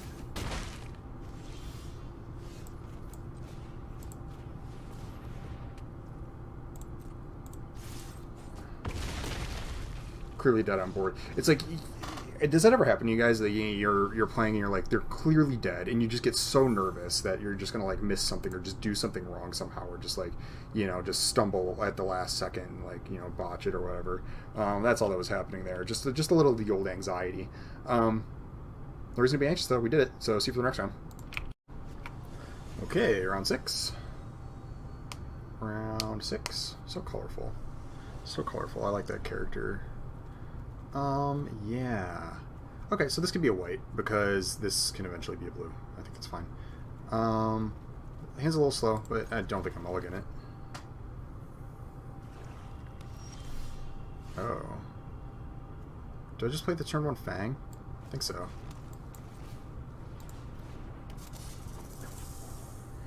Could miss out on a 2-drop next turn, but I don't think that's a problem.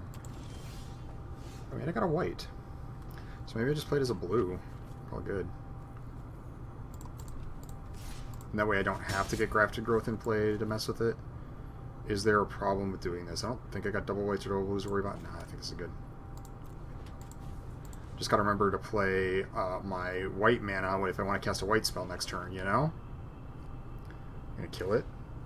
Oh, Scrounger, sure. Here I might just cast Grafted Growth then, so I can keep getting in. I'll see why not. And then it, like, sets me up. Like, it's like a ramp spell. Like, Narika is not going to really offer me anything right here. Well, do I want the 1/1 counter on Narika, though? She becomes a 4/3. Yeah, maybe I just attack and trade, and then I can play Narika.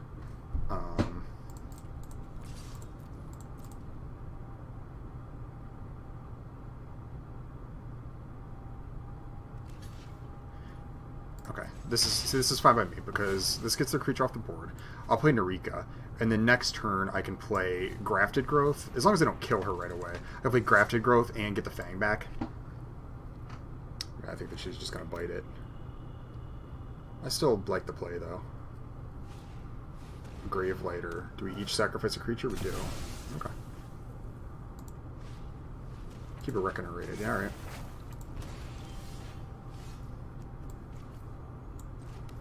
Here I'm going to go Moth Rider Patrol, Grafted Growth onto this Plains, I guess. It's fine. Mm-hmm. 1, 2, 3, 4, 5. Yeah. Oh. Any artifacts? I only got the 1. I have Ale the Dawn Sky, however, so... Do I want to kill this to make sure that they don't get back their thing? I mean, like... It's hard to say. I kind of want to. But also maybe I just play AO. Like, how important is it if they get their Undercity Scrounger back? Because they can do this. They can attack. They can get the Scrounger. I'm not too worried about it. They'd also have to just attack into AO, which, I mean, they could. I think if that's what they want to do instead of dealing with my AO, they are welcome to. 1, 2, 3, 4, 5. So I'm a little worried about a discard spell here, but so it goes. Also, if they do that, they can't attack with the Menace creature. So how does this work? Top 7 cards with total mana cost of value 4 or less from among them on the battlefield. Yeah, this one's not as good when it dies. Like, if it just dies, like, it's kind of bad. A Leech Gauntlet, yeah, okay.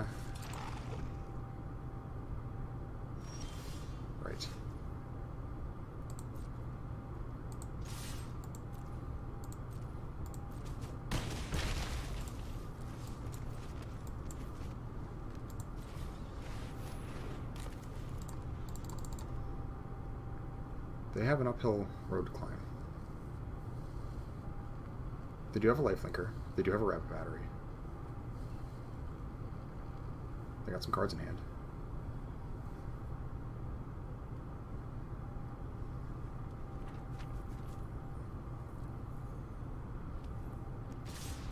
Sure.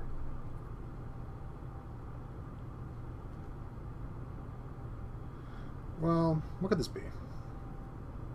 What could this be? It could be the boar. So I think I'm going to block Sky Turtle on Rabbit Battery. And then I'm going to block AO on Heiko. If it's... that could end up going bad, I guess. Like, what's the worst thing that could happen here? So they could have the +1/+1, or +1/+0 creature comes back card. They could have... how much am I attacking back for? 6, 11, 13. So they're going to go up to enough anyways. 1, 2, 3, 4, 5, 6, 7, 8, 9, 10. If I block here, which I think I'm going to do. No, because actually that's what my Fall of Lord Kanda can kill. So maybe I block on just Rabbit Battery. And then if they want to one with whatever, then I'm still like attacking back for a bunch and I have a fall. Yeah, we'll do that. Is it worth it to stop the 1 damage? Like, what could this be? It could be the assault card. So like, and then I'm taking 4, 7, 11, 15, and then they're gaining a bunch of life. I'm not really attacking back for enough. Yeah, we'll block Rabbit Battery. Maybe I should have blocked with this too. I should have blocked here maybe. It's hard to say. I'm worried that it's like Iron Hoof Boar and you are already dead. Like maybe this is like just too conservative though. What is this? Top card of each player's library. Play one of those cards. You pay life. A kunai, or no, they can pay their own turtle, huh? Oh, that's okay. I can exile it.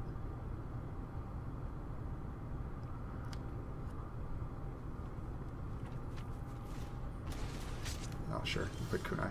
1, 5, 6, 7, 8, 9, 10, 11, 12, 13. No, they just die. Right? Yeah, they just die. They killed themselves doing that. Okay, well, got out of that. That was a scary situation. Combat can be really scary in this format because there is a lot of things, like especially against a deck like that. Weirdly enough, against black in particular, because they have ninjas, they have You Are Already Dead, and so it's really tricky to know like what a good block actually is.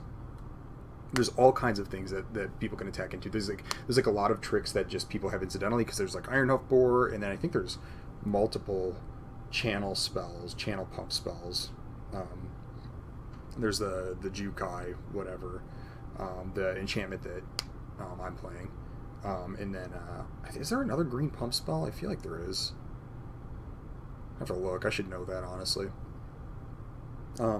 But yeah, so combat stuff's really scary, and then all the ninjas, like, so it's just really, really, really hard to like. You just kind of have to like know all the cards and like make guesses in a vacuum, and then some percentage of the time you're just going to be wrong. You're going to be like, well, you know, if they have this, it's going to go one way, and if they have this, it's going to go the other way, and I think like maybe like this will be the worst way, but it'll be bad if I have this, and then it like turns out they have the thing that like is bad for the choice that you made, and that like it was like safer to do that than, you know, make the other choice, because like if it's like either more likely or you're like definitely dead then, but then it's like, you know, but then you end up playing into what they actually do have, and you just kind of have to like make these like decisions super in a vacuum. This is present in all games of Magic to a degree, but I feel like it's like really true about this set that like I thought I was gonna. It's kind of stressed me out a little bit because I thought I was gonna like really enjoy the combat stuff, you know, because I was like, oh, the combat stuff will be really interesting, and then most of the time I'm just like sweating bullets. It doesn't help that like I've been playing a lot of green decks, which so I think green is like maybe the best color, in part because you do have like all these like gigantic monsters that are like tough to deal with, and it just has like a lot of really good defensive potential. And I can talk about that a little bit later, but not between games. But you then like are in this position, like blocking is just scary to a degree. Like the blockers are, it's this weird tension where the blockers are really good and also blocking is scary. So anyways, I was scared. Turned out okay. It all turned out okay. So I'll see you for the next one.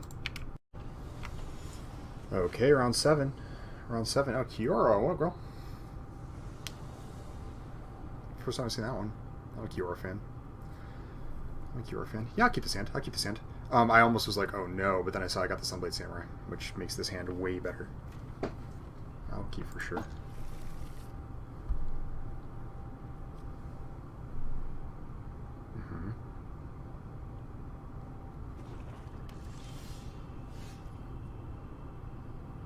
Well, how important is it for me to get Fang of Shigeki down? I think I'd rather just play that as a Plains. Let me think about that. Because then I could go next turn. I might not have to play this Samurai as a Plains. And then if I could play it as a real creature, I mean, that'd be nice, because it's not like I got like a bunch of creatures in my hand. So yeah, let's play this as a white source. We'll start with this. And then next turn I might end up just playing the Fang. And then turn 3, I mean, I got removal spells, so maybe... Oh boy, I was a little worried about this. Also, like, I got, like, no good options here, kind of.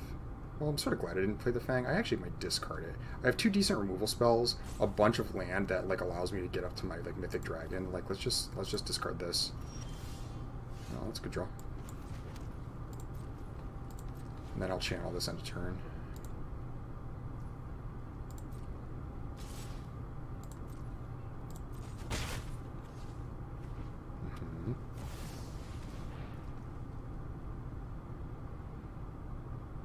And then what's on the other side?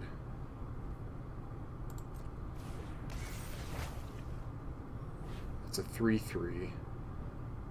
Deals damage for 1 counter on it. So this is not going to be anything except for like a 3/3 in like a couple turns. Well, I'm glad I didn't play the Fang now, dang. And then I'm not going to be able to get it back, but so goes. I think even though it's going to get like exiled here, I think I still Samurai for the Plains. Well, actually, no, because I'm not going to cast either one of these on my next turn here. And so I might as well wait for a turn and see if I just draw another land, because in that case I don't actually want to do that with this card. Yeah, see. I'm not casting these right now anyways.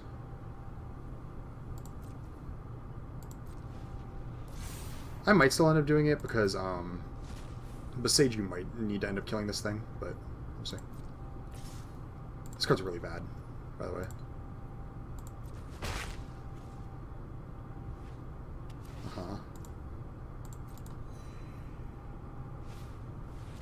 Yeah, alright.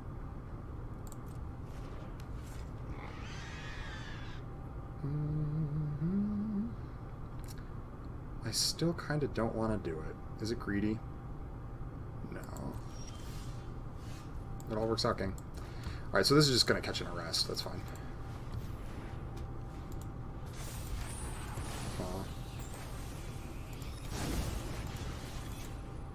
Sure.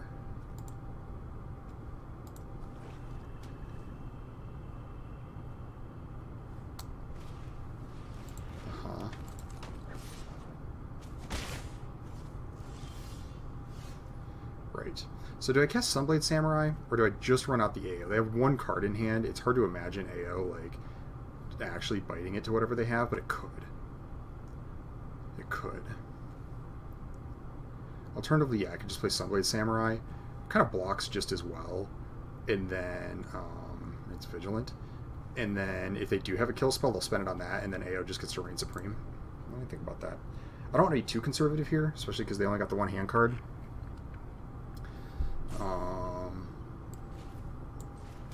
But no, I think it's just Samurai here.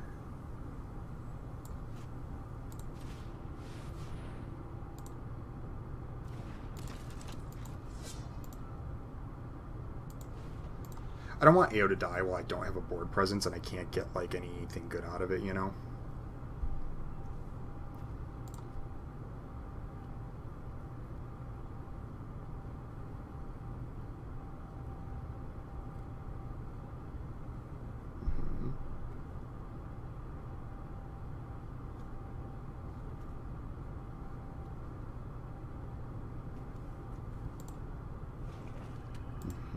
So what did I pick for this? White. So I have a single Uranian. It's fine. Oh yeah, I'll just trade here. It's fine.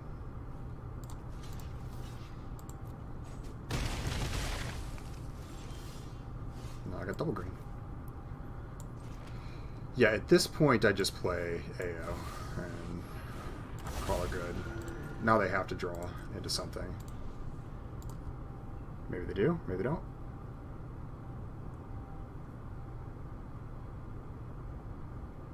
Got a decent hand though. I won't do it. You can only do this once per turn, right? Nope. So you're close to double pumping this.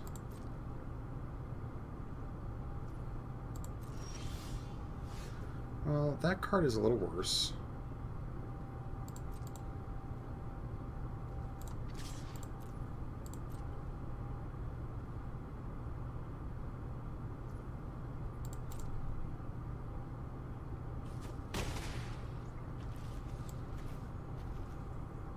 I'll myself a samurai.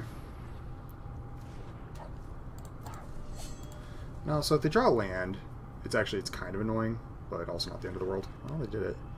You can attack if you want.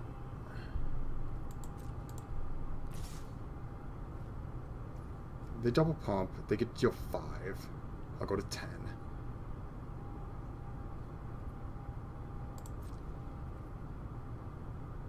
But they can't keep doing that and then like also cast spells on future turns, so I think I just allow them to do this here.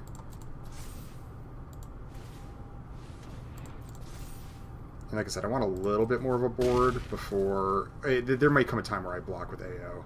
And then I'm just going to Besage this so I can actually start attacking on the ground with... This might be a little aggressive, but I have a Fall of Lord Kanda to fall back on.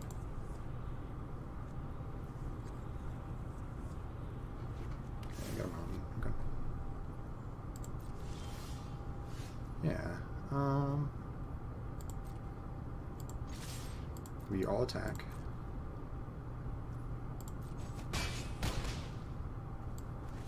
Play this.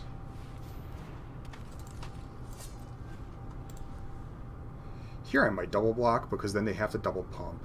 And then I have a gigantic team that threatens to kill them. I mean, I threaten to kill them anyways, but I think it just might be safer. Like they have to... kind of have to play into it. Well, I don't know. Because so I do that. Nah, I think I just let it happen. Well, let me think about this. Oh, what is this?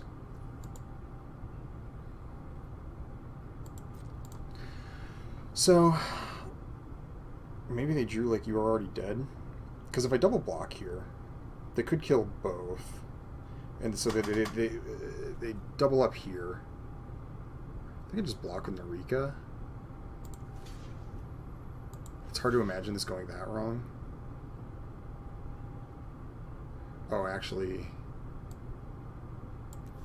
No, I block with AO. If they have You Are Already Dead, this is a lethal attack back, and so they have to have You Are Already Dead and like another creature. Also, I could just like attack with Selfless Samurai on its own, and then I have like a lifelink thing, and I get to bring back an enchantment. I can like cast Samurai out of the graveyard. Yeah, we'll go like this.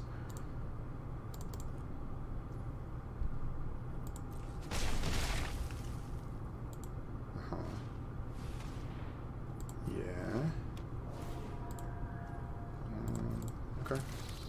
That's why I kept this forest.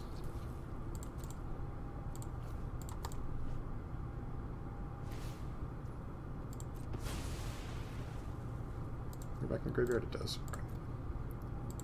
Yeah, they're just dead. Right? Mana value for a graveyard? Yeah, okay.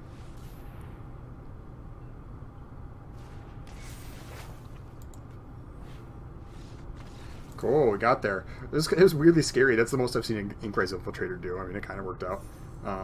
But that's fine. Cool, alright. See you for the next round. Alright, round 8. We're here for round 8. Is this a hand? Nah. This is very bad. This hand is much better.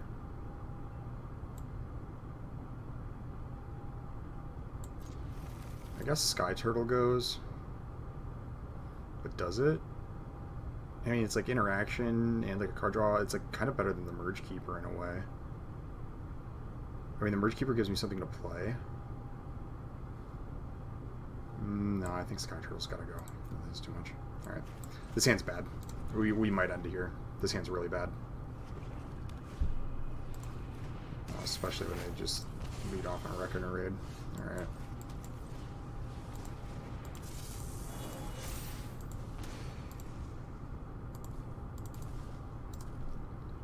I've been so impressed with this card. Well, I was hoping we'd get there, gang, but the bad hands had to come eventually. I mean, we're not dead yet, but I don't like the position I'm in. Oh, I could draw right here. Oh, sure.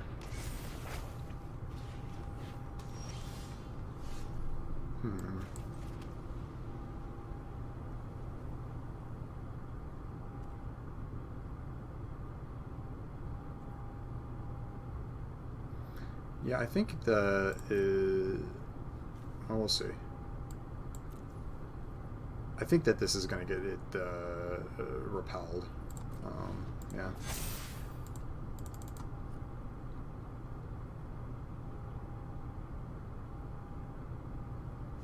What's happening here? Okay.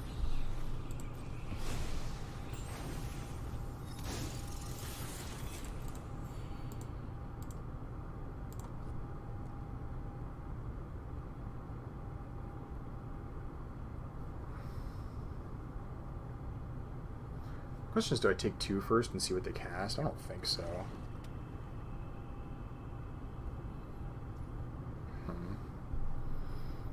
Well, yeah, maybe I let them.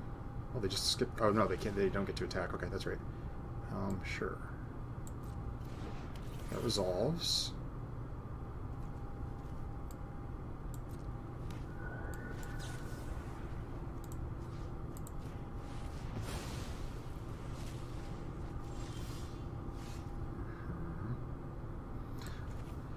Yeah, so here I'm going to play Fang, and then Sky Turtle's probably going to buy back Repel.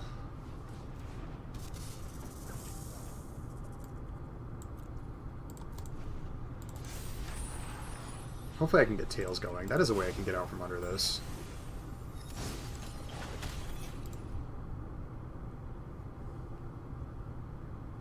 Under a little pressure.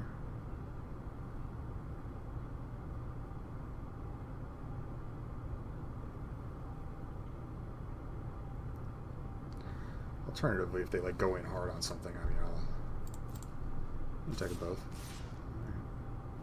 I will not stop you.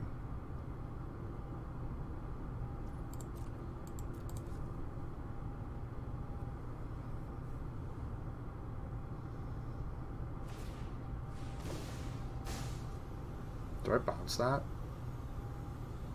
No. Well, maybe. I actually don't have an answer to it right now. No, I got the Fang. I got the Fang.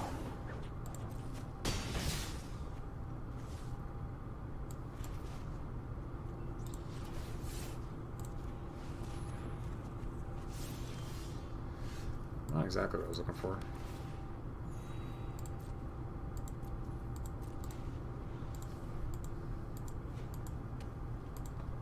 So they can kill the Fang and then try to get in for a bunch. I mean, that's definitely the move, I think.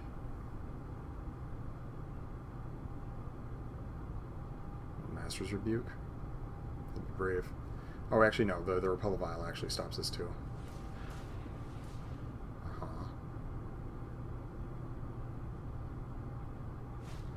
Yeah, sure. Another Searchlight Companion. Okay.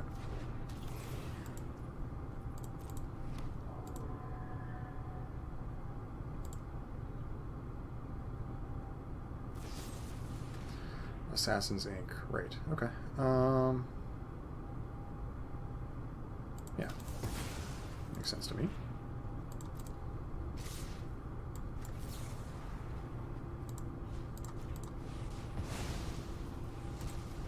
Still taking a bunch. Yeah, so here I think I just play the land. I don't think I want to like destroy anything with it, because I want to be able to like play it, and then I'll have a 2/2. They're still hitting me for 4.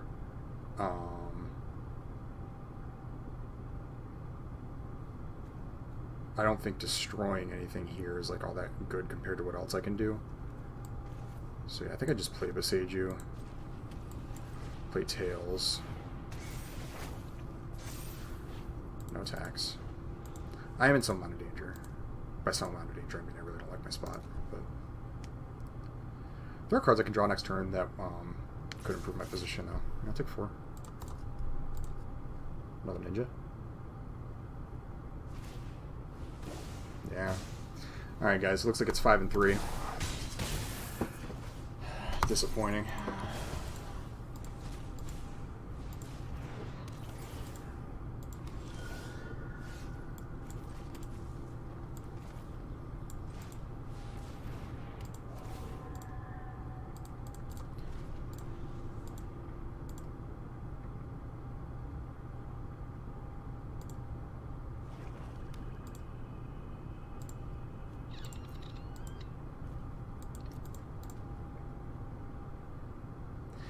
Deck wasn't even like a spinning wheel kick. You're kidding, okay.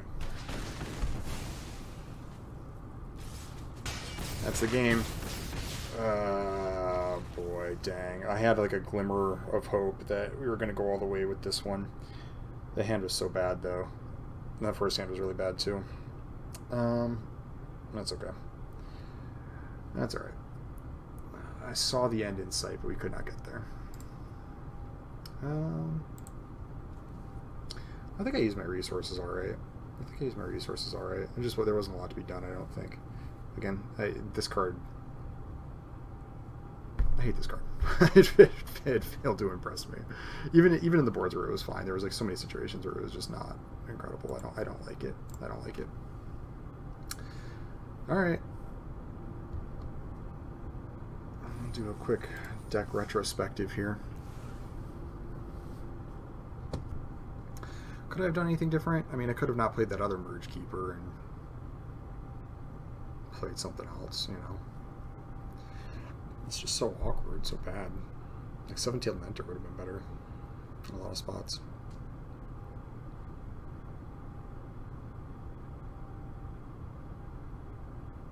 Maybe I underrate this card a little bit too. Like, donating the counter is really nice, and when it dies, it gives another one. I mean, it just seems like a solid common. I haven't really played this card that many times, but it seems alright. Yeah, we were just in a bad spot there. Can't really... So, I mean, we lost one game against, like, heavy aggro, which makes sense. I mean, this deck wasn't, like, super set up to deal with, like, real cheap creatures. I mean, it had, like, you know, it had the 2 Fall of Lord Condos and the Intercessor's Arrest, but this doesn't actually deal with cheap creatures that well, and the Intercessor's Arrest is, like, not amazing against cheap creatures either, because it's not exactly efficient. This is the kind of spell that it's, like, it's good at taking care of, like, large threats, right? Because it just, like, you know... They got a giant turtle and you lock it down or whatever, but it has risks to it because I mean it's the aura, and then it's really not good against like killing like 2-drops or whatever. It doesn't defend you against like aggro as much as like the red removal spells do. I don't think I ever saw my Subduer, not that I really needed it like this game, but it's just interesting that you could play so many games and never see the card. Kunai would have been alright there. Like I think I saw Kunai once maybe. Yeah, I think deck was alright. I think I made a good choice, like bringing the Moth Rider Patrol. I mean, like immediately upon bringing that in, it like was pivotal in like multiple games, So I was happy with that. Curious, looking back on the draft, if I could have drafted a little bit differently. I did like take these 2 cards. I thought I was leaning towards black, and then I ended up picking up some like lands to like. I wonder I can't really remember what I passed over like these lands that I was thinking maybe I'd play the black cards over, but it's fine. I think I ended up on something good here for what was really kind of an unclear draft. I think I'm again happy with the record, yeah, I don't think that like this draft was like a gimme by any means. Like you really had to like kind of navigate and figure out where I was supposed to be. I mean, opening AO and then like when I was already like thinking about the weight cards, definitely like pushed me. It was like a strong shove into a direction, but didn't have to go down that way, So I was happy with it. Also, I mean, you see that kind of, I mean, I drew AO a lot, which is nice, and you see how much that improves your record. Sometimes, like, what one of my least favorite things in the entire realm of Magic the Gathering is when people look at your deck, and it looks really good, because you got, like, a couple good rares, and they say something along the lines of, like, how could you lose? You had this, like, insane card. And it's like, first of all, Magic just does not work that way. Other people have insane cards, too. Your insane cards can't get answered. And then also, like, you have to draw them. You have to, like, have them in your hand and then draw them and cast them, And this is something I've heard enough times that it's a thing that, like, I care to mention it, And so sometimes, like, you'll have, a deck with like sick rares in it, and then you just never draw them, and then like you just get attacked down, and you draw like your like every draft deck has its strong cards and its weak cards, and sometimes you go into a draft, you draw all your weak cards, and then it's just your deck looks way better than it performs actually like on the field. Fortunately, I drew AO a lot. And it really, really helped my win percentage here. Like a lot of this stuff was just like okay, right? Like there was cards that I would definitely replace with like other commons and stuff. Like, again, I don't like Grafted Growth really. I don't like Merge Keeper. Favor was fine. I think I was right to play it, but it's not like amazing. This is like filler, It does stuff, but it is filler, Playing Repel the Vile alongside Fall was like a little awkward because these kill very similar things, I don't know actually if that happened that much, right? Like had both of these and didn't have targets for them, but it could have happened. So yeah, overall, I think the deck was decent.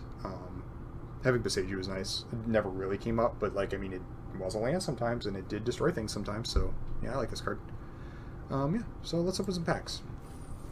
Let me claim my prize. I've eked out 100 gems, and I got some packs. Let's see them.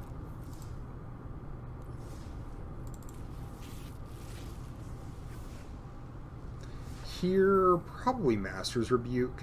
I think one of the only problems with the green is that it doesn't have like a lot of removal except for Master's Rebuke. And so when you pick up some Master's Rebukes, like you're just kind of playing the best color because all the creatures are like just way bigger and have good effects. And then the only problem is you don't get like the same like removal suite that some of the other colors do, or some of the same utility.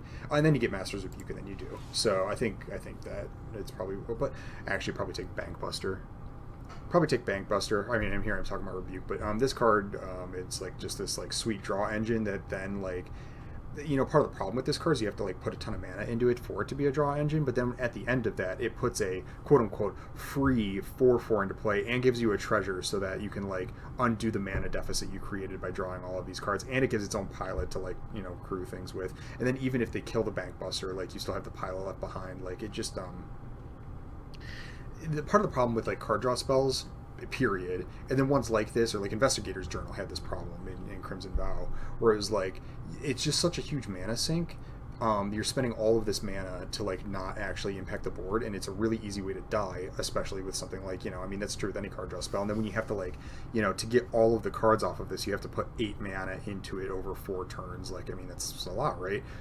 Getting this huge creature at the end of it that really kind of like helps undo that mana deficit once you've done that is really quite excellent. Also, I'm saying all this also can just be a creature when you need it to be, so it's like even better than that, honestly. Like it's not like you have to do all of the like draw spells first. It's just that like it then like turns into something that you don't have to support anymore. So card's really excellent. I'm reminded a little bit of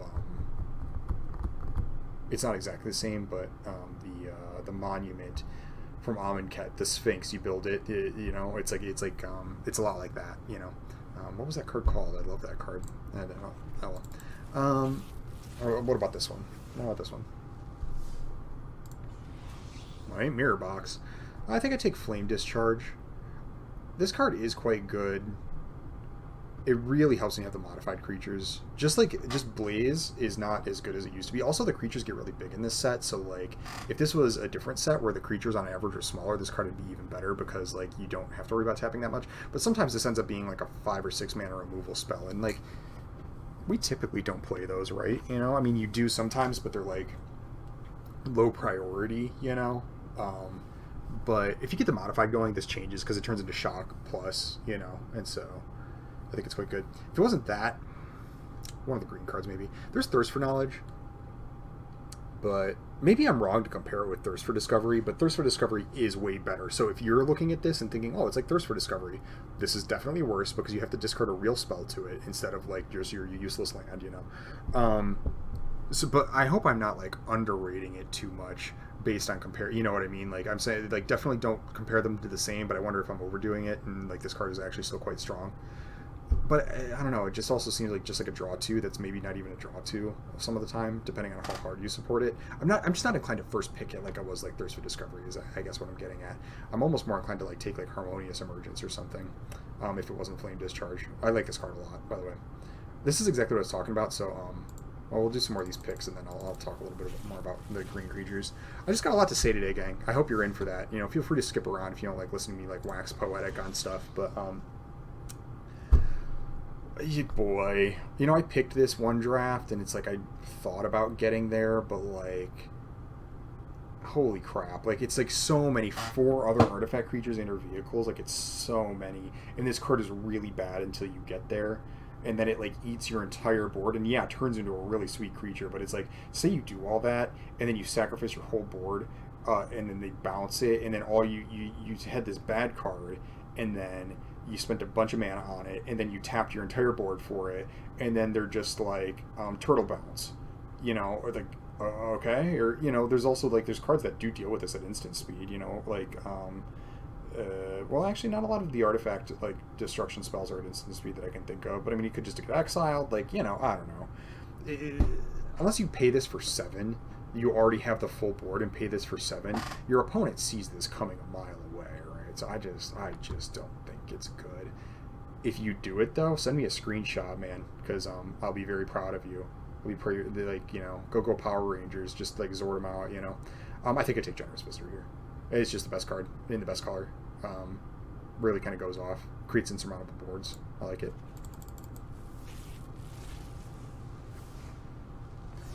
Oh, it's Twin Shot Sniper, and this is... Oh, actually, I don't know here. Twin Shot Sniper is really good, but it's been less good than... And it was funny, because like when I first... who previewed this? I think I saw LSV and Marshall preview this on Limited Resources, and they voted it for maybe the Mythic Uncommon of the set. I think that distinction goes to Behold the Unspeakable, but, you know, understand, this was like one of the first cards previewed. And I think in a lot of sets, it would be a little bit better than it is. Don't get me wrong. Card is super good. Really excellent. Worth splashing for. I mean, this card is great. Okay.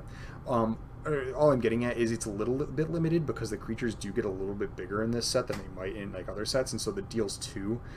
There's some sets where it's, like, that kills mostly everything. It kills some stuff. 2-3 reach is pretty good, you know. I think contextually, this is just a little bit lower power than it would be in other sets. But again, I'm talking about like instead of like the best card, the best uncommon, like one of the best uncommon. So like, don't take me too seriously here. But it is like maybe not as good as it could have been had the set like played out a little bit differently. I think I just take Mindlink Mech, honestly. Like, this card is super good, but unlike a lot of vehicles, like, Crew 1 is incredible because it just allows, like, no matter what your follow-up plays are to crew it, basically. And so that's way different than, like, you know, and especially, like, you get 4 power out of this, right? And it's 4 power flyer. So that's way different than, like, you know, Crew 2 and it's a 3 power creature. Like, that's really not a lot because, you know, again, vehicles... I think folks are like starting to hone it in. I'm starting to hone it in a little bit myself, you know. But vehicles are hard to like evaluate because, you know, you do have to remember like anytime a vehicle attacks, unless you have some sort of synergies like Born to Drive or something like that, 2 creatures are going, like the vehicle and the creature you're crewing with, or more, are going into that attack. And so it's like the power level of them is just really mitigated. Crew 1 on a 4-3 flying is like way different. I think this card would be quite good for a 3-mana Crew 1 4-3 flying, even without the other text. And then with the other text, it gets like really super good. There are double strike creatures, you know, there are lifelink creatures, you know, there's like ninjas that like when they hit the opponent, they do stuff. Like I think that this is actually a high power rare. I think I'd be inclined to take it. Mindlink Mech, Sniper, Kamigawa. This is actually a really strong, you know, booster here. So.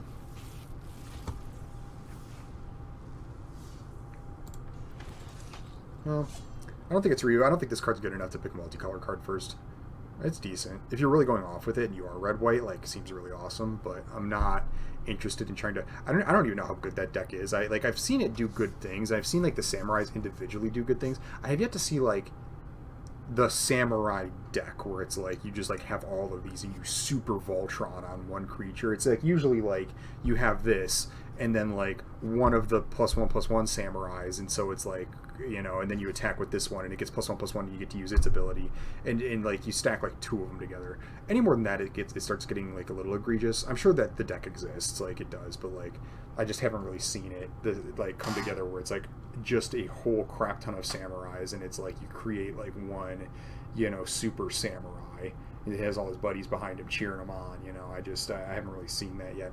I actually think that I pick this card here. This card really impressed me this last draft, actually. Like, especially if you support it correctly. It's like, I think it's a little bit better than the artifact version of this one, simply just by virtue of being a cheaper creature. I think the vigilance is better, even though a 3/2 is like not amazing on defense. It's still a little bit better, you know, than the trample. And like, I think a 3-mana 3/2 is just a better creature than a 4-mana 3/3, almost certainly. And then I actually think that the ability is a little bit better here too. I think that depending on how you support it, I mean, it depends on the deck, of course, but like I think a lot more of the enchantments. There's a lot more like removal spells that are enchantments. There's a lot of like creatures that are enchantments. There are a lot of artifact creatures too, but I think the enchantment is a little bit better. It's close enough that I'm not even sure it's worth debating, though, honestly. But I think it's the best card here. It could be Reliquary. I've picked this card a few times, and it's never actually made my deck. I've never actually been in a position where I think I'm going to reliably get both cards off of this, which is where I think you need to be to put a colorless land in your deck. I think this really needs to be a draw too. Cycling is not really good enough to put a colorless land in your deck. And so I have not really had this go off, but it's a reasonable pick here because it's the colorless card, and so it kind of leaves you open. But like, again, part of the reason you want to pick colorless cards and artifacts, you know, theoretically, is that they do like leave you open as far as like what colors you navigate to. So this does do that, but it doesn't leave you open, and that you have to make sure that in order for this card to work, like, you have to have both of those things and are okay with a colorless land. So, you know, the idea of like picking like a colorless card, like the katana, the bone splitter katana, you know, that card will go in like literally every deck that you play. You still have to support it, so it's not as actually like leaving you open as it seems, right? Still decent. I've had this card kill me when my opponents like draw exactly what they need off of drawing 2 cards off of their land and then I die. So like, you know, I've seen it. But Song Shaper's really good. I think this card looked like it was just going to be like a filler type card, but to some people I saw analyzing this. I saw I'm not trying to like, you know, pound my chest at what a freaking genius I am, but I saw this card and I kind of immediately knew it was going to be kind of a critical card for the artifact aggro decks. Being an artifact creature itself and then often attacking as a 3-power 2-drop with 2 toughness even it's exactly where you want to be for that deck. So I think I'd go like this, then actually maybe Song Shaper, and then Synthesizer, or then Reliquary, something like that. All right, cool. Well, I've talked enough. If you were patient enough to get through this entire video while I just like went on and on and on about stuff, I commend you. Thanks for being here. I appreciate it. Looking forward to seeing you next time.